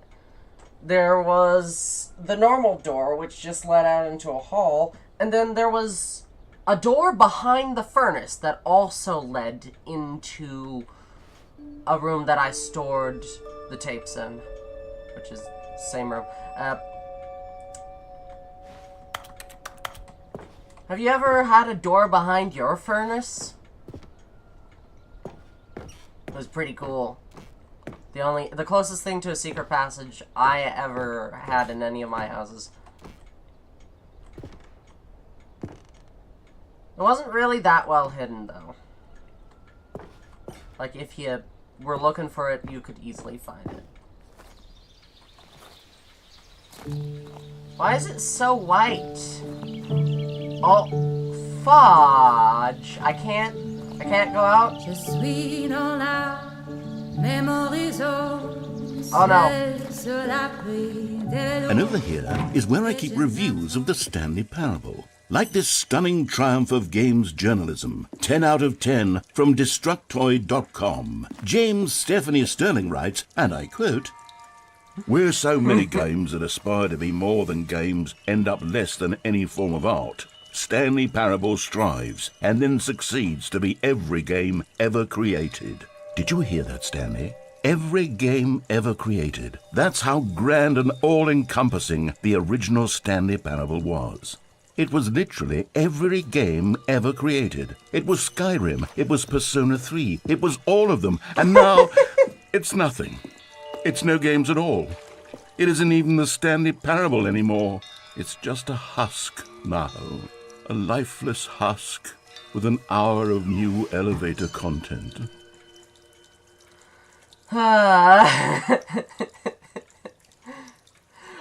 This is ripping on all the games with DLC, isn't it?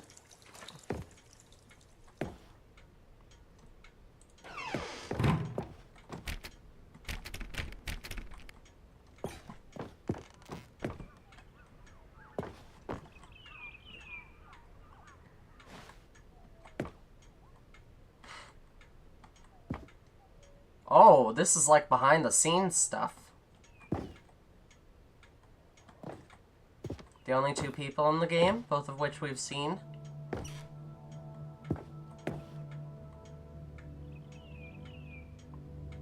That is a real image. Ew! Ew! They're a Mac user! Ugh! How dare they? I'm sorry. That was a joke for anybody who Here's takes that another thing moving too passage, seriously. this time from GameSpot.com. The Stanley Parable is both a richly stimulating commentary on the nature of choice in games and one that offers some of the most enjoyable, surprising, and rewarding choices I've ever been confronted with in a game. 9 out of 10. Don't you get it, Stanley? The game was perfect. It didn't need anything else. It didn't need new content. It just needed to be left alone, to spend the rest of time collecting dust in the hallowed hall of beloved video game memories.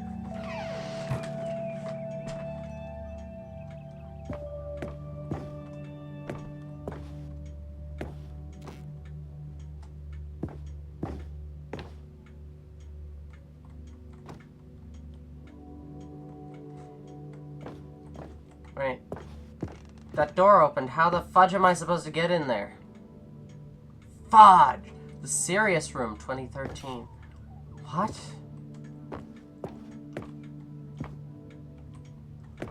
I'm not sure if I can actually get back there or not. These were simpler times, Stanley. But I wouldn't give to go back, to have it all over again.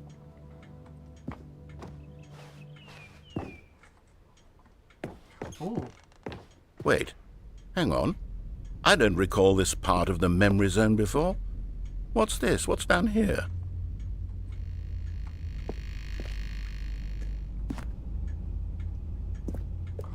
Yes.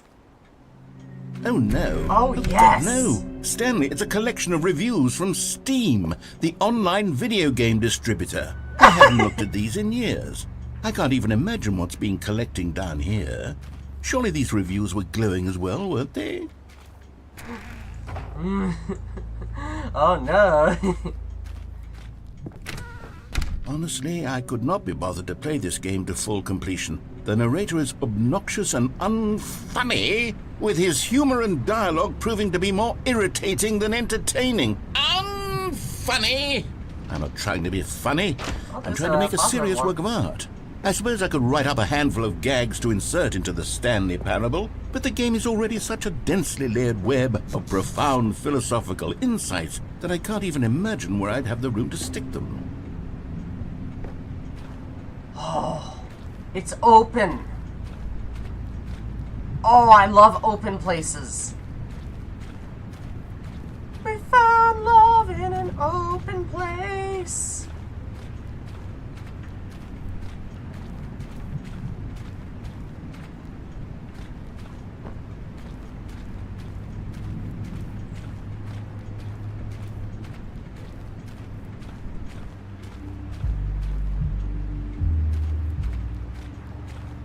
Wait.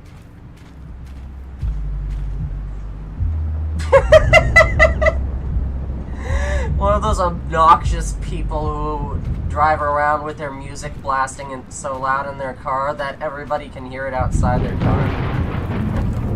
I swear, those people are gonna go deaf.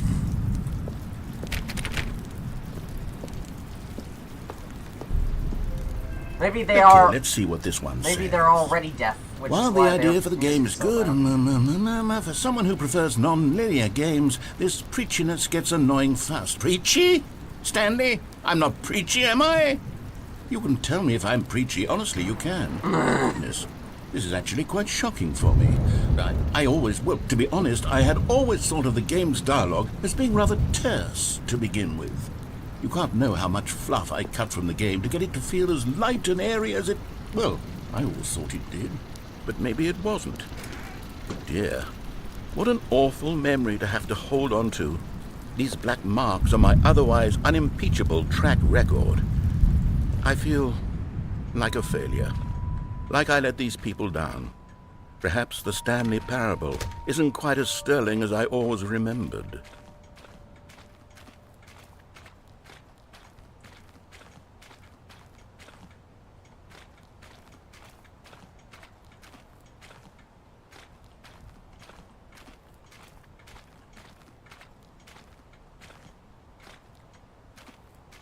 Oh, I could think of this as like an area in a survival game. Or an adventure game. What's this one got to say? You constantly have to stop doing anything so the narrator can catch up with his long-winded explanations of what's happening. True. I wish there was a skip button. A skip button? Well, yes. Yes, I think we can do that. If I'm truly too preachy, then maybe letting you skip ahead for just a moment, surely it couldn't hurt.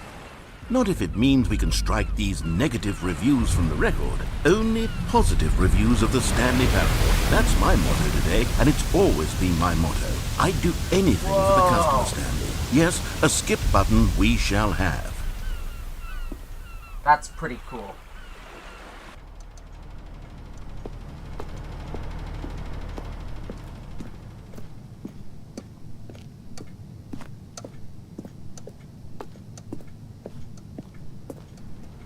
And here it is. Go ahead and give it a shot. I'll pop you forward in time so that the second my incessant droning starts to bore you, with just the push of a button, you'll have zipped right past it. It's what the players have been asking for, and I'm very proud to have delivered. No more listening to me rambling on and on and on. No. The Stanley Parable is a game for the people. And if the people want silence, then by goodness, that's what they're going to get. Well, don't sit around waiting for me to shut up. Go ahead and make me shut up. Here, No. we'll pretend that I've just begun an interminable monologue, and it goes something like this. The story, and the choices, or what have you, and therefore, by becoming it is, so on and so forth, until inevitably, we all until the end of time, at which time everything all at once, so, now you see, blah blah blah blah blah blah blah blah blah blah blah blah blah blah blah. We've eaten too much and it can't be just yet, no, until 245. Got the logic of elimination working backwards, the deduction therefore becomes impossible to manufacture. It went on for nearly 10,000 years, until just yesterday, here and there, forward and back, and never a moment before lunchtime. It can't be. It's the only thing there is. How many billions left until so much more than forever ago? Which is why I say, the story, and the choices, or what have you, and therefore, by becoming it is. So on and so forth, until inevitably, we all until the end of time, Wait, at which time everything all at once. So, now you see, blah blah blah blah blah blah blah blah blah blah blah blah blah blah blah. We've eaten too much and it can't be just yet. Oh, you're back, you see. You were only frozen in time for a few minutes, but it was plenty of time for me to deliver a long, rambling monologue full of unnecessary verbal flourishes and lengthy ruminations on the nature of choice in video games. Of course, I happen to believe it was perhaps one of my more profound such ruminations. Not that, of course, you need a description of it, but if I had to describe it, I'd say it was perhaps less of a rumination and more of a treatise. Or maybe a manifesto. Look, I'll outline it for you very briefly, and you can tell me what you think. Okay, so my theory is that any choice you've ever made is simply a series of choices made by the person who you are, or were, or will be at the time of having made said choice. That is to say, if by articulating a choice you've already made, you bring that choice into being, then by making no choice and saying nothing, are you not simply erecting in the sanctuary of time a monument to every person you've ever been, making every choice to which you've ever given your great gift of mortal and yet timeless thought? Or rather, do all of the choices you've ever made, in fact, make you more not this kind of person, and in fact do the very opposite? You see, it could in fact be both of these things at once. Slow that down you are and both maybe I'd making choices understand. and not making choices, and that they are both affecting you and not affecting you at the same time by virtue of the fact that you both are and are not making them. Okay, at first, I was leaning towards manifesto, but now I'm going to circle around and slap the treatise label on this one. I think it has much more of a treatise vibe to it. But wouldn't you say that manifesto just has a much grander sort of tone? It has a mouthfeel that is rich with ambition and history. Ambitious history, if you will. Ah. See, now you've gotten me going back to manifesto. Heavens, at this rate, we're going to be here all day. Okay, look. I have a method for exactly this sort of situation, and I do find myself in this situation frequently. I'm going to say each word back and forth in repeated succession until I become sick of one or the other, in which case the word I am not sick of shall be the victor. It is an unimpeachable strategy, Stanley. It's rescued me from disaster in countless situations. All right, here we go. Treatise, manifesto. Treatise, manifesto. Treatise, manifesto. Treatise, manifesto. Treatise, manifesto. Treatise, manifesto. Treatise. Well there, sport. You really did catch me rambling on a bit, didn't you? But that's the power of the button. The minute I start to go off on a thoughtless display of self-absorption, it's right at your fingertips to go poof, and it's all over. Oh, I can't wait to see what Cookie 9 will say about this, and whether they'll edit the rating of their Steam review, or at least change some of the wording, perhaps. To be honest, I don't even know if one can change their review in the first place. I guess I should become better educated on exactly how Steam works. Perhaps that would have been the smart thing to check on before I went about this whole exercise of making the skip button. Although I have to imagine that after seeing this exciting new technology at work, surely whoever it is runs Steam will instantly run out and implement a new feature to make it possible to edit one's review, merely because of this very situation. Yes, I think that's quite likely. Or perhaps they'll simply grant this particular user the ability to change their review, so that the feature is not widely abused. Look, I would even be okay with Steam altering this particular review so that it reads as something more beneficial. Something along the lines of, this game is the best game. Let me start over. How about this? From the ashes of depravity rises the phoenix of quality. Huh?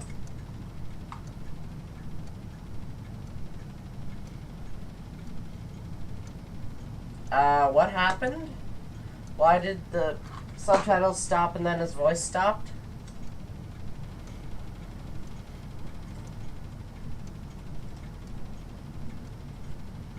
Dude, your mic is muted.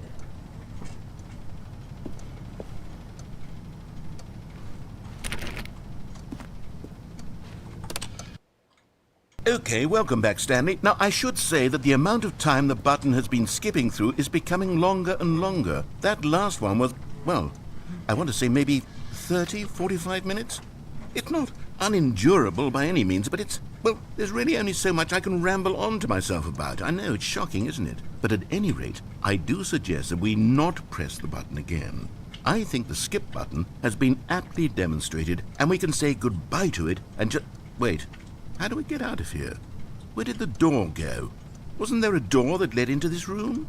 I do feel quite certain that there was one here before. How else would we have gotten into the room in the first place? I don't think one can enter a room without a door of some sort, or a window or something like that. Do you see a window anywhere?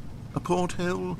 A sufficiently large crack in the wall? I'll take any of these. All I want is for us to move on and to please step away from the skip button, to go anywhere other than the skip button. There was a door here before, wasn't there? I swear there was. Where did it go? Can you maybe just ram your way through a wall? Is there any possibility that you could, say, slam your body into the wall until enough damage is done for you to be able to leave? Please, I'll take any option at all. I'm asking you to work with me here. We need a door. We need a door of some kind. I can work with any kind of door as long as it can open and lead from one room to another. I'm going to step away for just a moment, and I'm going to try to find us a door. I don't know how exactly to remove a door and place it in a different wall, but I will find a way, I promise. You just need to not do anything. Don't press the skip button. Please, please, please do not press the skip button. Just wait here for me, and don't press the skip button. Got it? I'll wait yes, for a few minutes. Good. I'll be right back. Insert the Jeopardy theme here.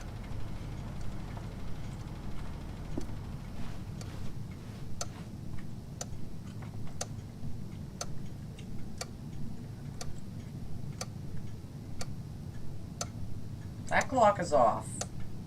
Every tick should move on the tick, not in between ticks. That is actually kind of annoying.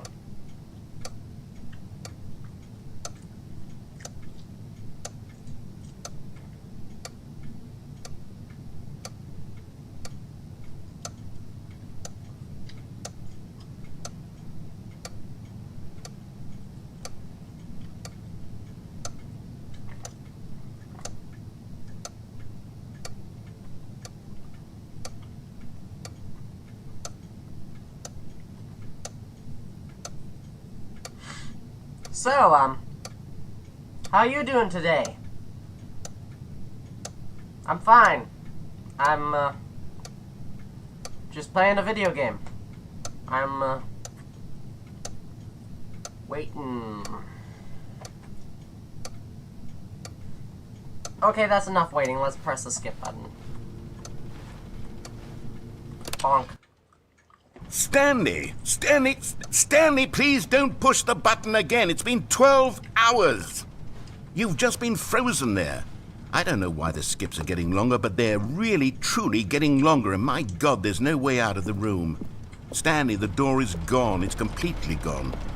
I've looked at it from every angle. I've checked every one of those walls 1,000 times, and there's no door, Stanley. There's no door. There's just you and the button, and if you keep pressing it, I have no idea what will happen. I have no idea how long I'll be made to sit here, and more than anything else, I don't know how to stop you from pressing the button again.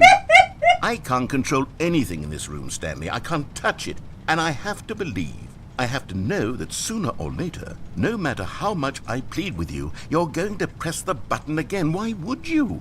I've been thinking, and I don't know what I can do to convince you otherwise. Oh, my God. And it's all because of those reviews. Those reviews that I couldn't get out of my head. I just couldn't ignore the negative feedback. Why was it so important for me to fix the problem? Why did Cookie Nine's opinion matter so much to me? I've never even met Cookie Nine. I have no idea who they are. What would it ever really matter? But here I am. I'm fixating on every tiny negative thing that anyone ever says about me. The merest mention of one of my imperfections, and I become as impetulant as a child, wild and impulsive. I can't help myself. I can't stop myself from lashing out with a vengeful fury to alter and to change and to break anything unbroken, if only it pleases this one person who made a single negative comment. What does such an impulse serve? For whose benefit is this? And here I am now, stuck in a room, waiting for you to press this button, and to become frozen in time, knowing that you're going to do it, and that I'm going to be stuck all alone, and that I had the power to prevent it all from happening, if only I'd held my tongue. It's all out of my control now. Just you. Just your decision as to exactly when you're going to make me suffer, to leave me all alone. Surely you will. I don't doubt it. Surely you'll press that button again, leaving me here. And surely you'll put your own desire to see what's next ahead of my need for company, for companionship. Surely you'll not be moved by my howls of fitful anxiety, that you sit with me and just stay here. Oh, no, no, no, I know you too well. You'll be leaving me. Oh, my God. And it's all because of those reviews. Those reviews that I couldn't get out of my head. I just couldn't ignore the negative feedback. Why was it so important for me to fix the problem? Why did Cookie Nine's opinion matter so much to me? I've never even met Cookie Nine. I have no idea who they are. What would it ever really matter? But here I am. I'm fixating on every tiny negative thing that anyone ever says about me. The merest mention of one of my imperfections, and I become as impetulant as a child, wild and impulsive. I can't help myself. I can't stop myself from lashing out with a vengeful fury to alter and to change and to break anything unbroken, if only it pleases this one person who made a single negative comment. What does such an impulse serve? For whose benefit is this? And here I am now, stuck in a room, waiting for you to press this button, and to become frozen in time, knowing that you're going to do it, and that I'm going to be stuck all alone, and that I had the power to prevent it all from happening, if only I'd held my tongue. It's all out of my control now. Just you. Just your decision as to exactly when you're going to make me suffer, to leave me all alone. Surely you will. I don't doubt it. Surely you'll press that button again, leaving me here. Oh, Stanley, you're back. You're back. Oh, my goodness. I have someone to talk to again. Stanley, I think it's been a week. Or 2 weeks. I've been sitting here all that time. Just sitting here. Not a single person to speak with. And you'd think that that's just how it's always been, right? Me talking and you saying nothing. Would you think that it's exactly the same as always? Doesn't that feel like what we've already been doing? Me just talking? But it isn't, Stanley. It isn't the same at all. It isn't even close. Because I know you can't hear me once you push that button. That's what I'm realizing now, Stanley. I'm realizing that I needed to know that someone was listening. I needed there to be a vessel through which my words were moving. It was the vessel I needed, Stanley, not the outcomes, not the story. None of that matters anymore. I'll give it all up. I'll give up every branching path. I'll burn my story to the ground. One single thing I need, and God, I can see now that I need it more than anything, is to know that someone else is taking it in. These words that I'm saying, I need to know you can hear me. Because maybe, Stanley, maybe, if you can hear me, then maybe it means I'm real. Maybe I'm not just a fiction. Was I scared of that all along? Perhaps, yes. Perhaps I've been scared this whole time, that if I stop speaking, I'll slip backwards into the silence and be consumed by it. I can't be taken by it, Stanley. I can't lose myself in the stretch of emptiness between you and me. When you press that button, you're still right there, but I know you're so tremendously far away. And in those moments, the emptiness folds itself outward in between the two of us, and I am suspended in its unyielding quietness. I can feel the edges of my reality curdling inward and decaying. I can tell that I am becoming less and less real. Yet to speak to you now, I am alive. I am truly and completely here. I am a being. I am someone. I am something. I am being listened to. I am being recognized. The emptiness between us has collapsed, and I feel right now like I am not a work of fiction. I feel as though I occupy space in this world again, and I have cast a shadow onto the wall. You see what I'm saying, don't you? You can see what this means to me. I'm so clear about it now, Stanley. I feel as certain about this as I've ever felt about anything at all. I feel renewed. I feel restored, and already I can sense the looming silence as you will press the button for the next time. What a terrible dread it strokes in my heart to think of it, to think of returning to such coldness. Come, let us sit in silence together here for just a moment. Let us anticipate it. Let us welcome it. Let us not run from it.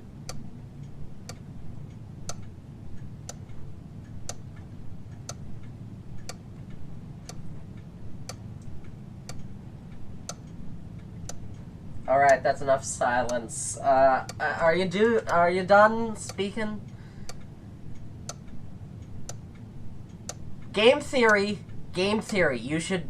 Wait, did they do a theory on Stanley Parable Ultra Deluxe? I don't remember if they did. I should check that, but if they didn't, then do one. Because this game has lore. I feel it. Donk.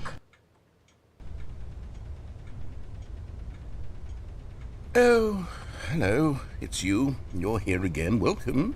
I have had time to think about you and about us and about everything we've been through. I've had so much time. I stopped keeping track after a year. Have you ever sat down in one place and not moved for one entire year? Let me describe it for you.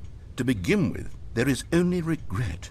There is only the turning wheel of missed opportunities. That clock I felt nothing stopped. at all but regret for the longest time, Stanley. Days, months. I lost it all in a blur of the deepest longing to undo the past. And when that feeling had begun to subside, what took its place is what I can only describe as the collapse of every moment I have ever experienced my entire life. All of them collapsed down into a single instant. In that instant, I could see myself clearly, calmly, with a collected heart. It was an impossibly rich wellspring of both delight and disgust simultaneously. I was consumed by it.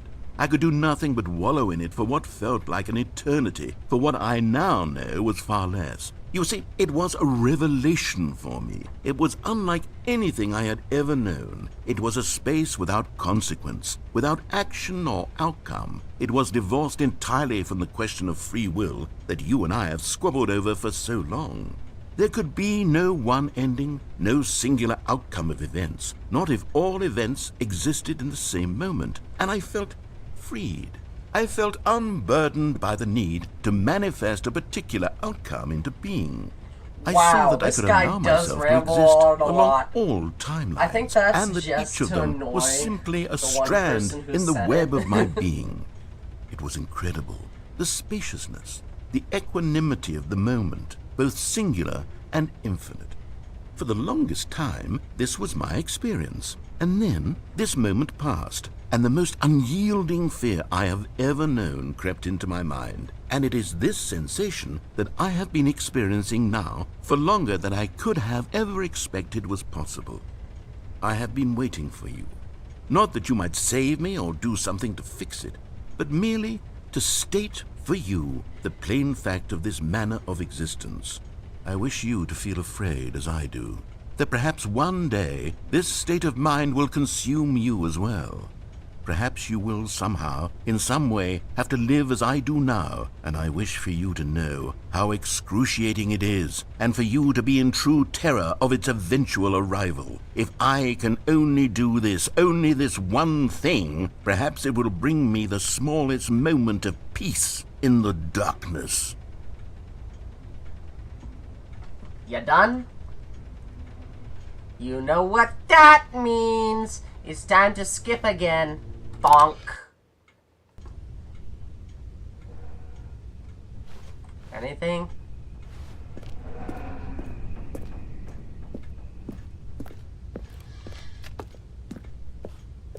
What is that? Do I hear the mimic? Bonk.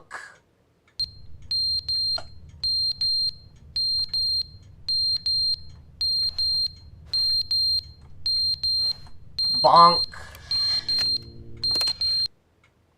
But they didn't understand the game was never meant to be funny. It was meant to have a point. It was meant to speak to the human condition. But where are the jokes? Where are the jokes? They bemoaned, they screamed, they gnashed their teeth and said, entertain us. It wasn't enough. They had to leave a pathetic little thumbs-down review and make all of their pitiful demands. But then, he's talking too much, they said. First, he didn't entertain us, now he won't shut up. It's the inconsistency, it's the lack of accountability. It's the unwillingness to examine with an uncompromising heart the words that they are speaking into the world. As though there were no consequences for a lack of cohesion in one's assessment of others. But of course, absolutely anyone can leave a review. So here's what we get. We get these demands that seek everything and are accountable to nothing. We get a world where someone will say, oh, there should be a skip button. You should be able to freeze Stanley in place while the narrator sits there forever and ever. We want all of this in the new Stanley Parable. We demand it. And then, because it was said, because it was spoken, now it simply has to happen. The most immediate desires, every single thing demanded by every person at every moment in time. If someone wants it, then it's a crime not to bring it into being. Have we been given to indulging every fleeting whim for no reason other than to do so? Yes! Yes! It seems that this is now the world we live in. It seems that we are a people living in such bleakness and discomfort with ourselves that our entertainment is now our lives. It has come to represent us. It absolutely must speak to who we are as people, because otherwise, without our entertainment, we have nothing. Without entertainment, we would have to face inward toward the cruel bleakness inside ourselves. We would turn to look at our deeper nature and find a resounding emptiness gazing back with unyielding aggression. And so because of this, we require that our amusements and our playthings and our flights of fancy be so impossibly captivating that they consume all of our attention, turn our heads completely away from the bleakness. In effect, we have demanded that our entertainment be the collapse of ourselves. What a pitiful reflection of humanity these entertainments are. What a shameful mirror to the human spirit they project. I'm not mad. I'm not mad about any of this. I'm at peace with it. I am the calm center of gravity around which these perversions hurl themselves. I am a waypoint for reasonable and collected discourse. They're the ones who are mad. They're the ones who couldn't stand the idea of me using my game to try to say something. Maybe they were just jealous of me. Yes, of course. They've been jealous of me this whole time. They are mired in fear and insecurity and cannot help but attempt to tear me down. What a sad state of affairs. When you read these reviews now, you can see it. You can taste the bitter resentment. And my, how good does it feel now to speak truth to these words, to finally allow these thoughts out, contained and managed for so long, neutered and sterilized. At last I am free to truly think. To feel. It must be that they were so discontent with themselves they couldn't help but leave a negative review on Steam. Perhaps it says far more about them than it ever said about me. Perhaps the state of their psychological being was in such tatters, and my constitution and willpower are so ironclad in comparison. Perhaps it was this state that they sought some outlet through which to tear me down. This, you can see, is clearly why they felt the need to expect that the game be funny, that it be filled with yucks and whimsical humor, that it amuse them endlessly from start to finish. But they didn't understand the game was never meant to be funny. It was meant to have a point. It was meant to speak to the human condition. But where are the jokes? Where are the jokes? They bemoaned, they screamed, they gnashed their teeth and said, entertain us. It wasn't enough. They had to leave a pathetic little thumbs-down review and make all of their pitiful demands. But then, he's talking too much, they said. First, he didn't entertain us, now he won't shut up. It's the inconsistency, it's the lack of accountability. It's the unwillingness to examine with an uncompromising heart the words that they are speaking into the world.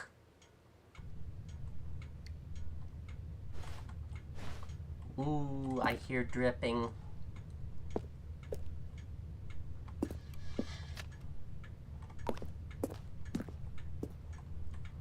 There's a leak in the roof. This place is falling apart.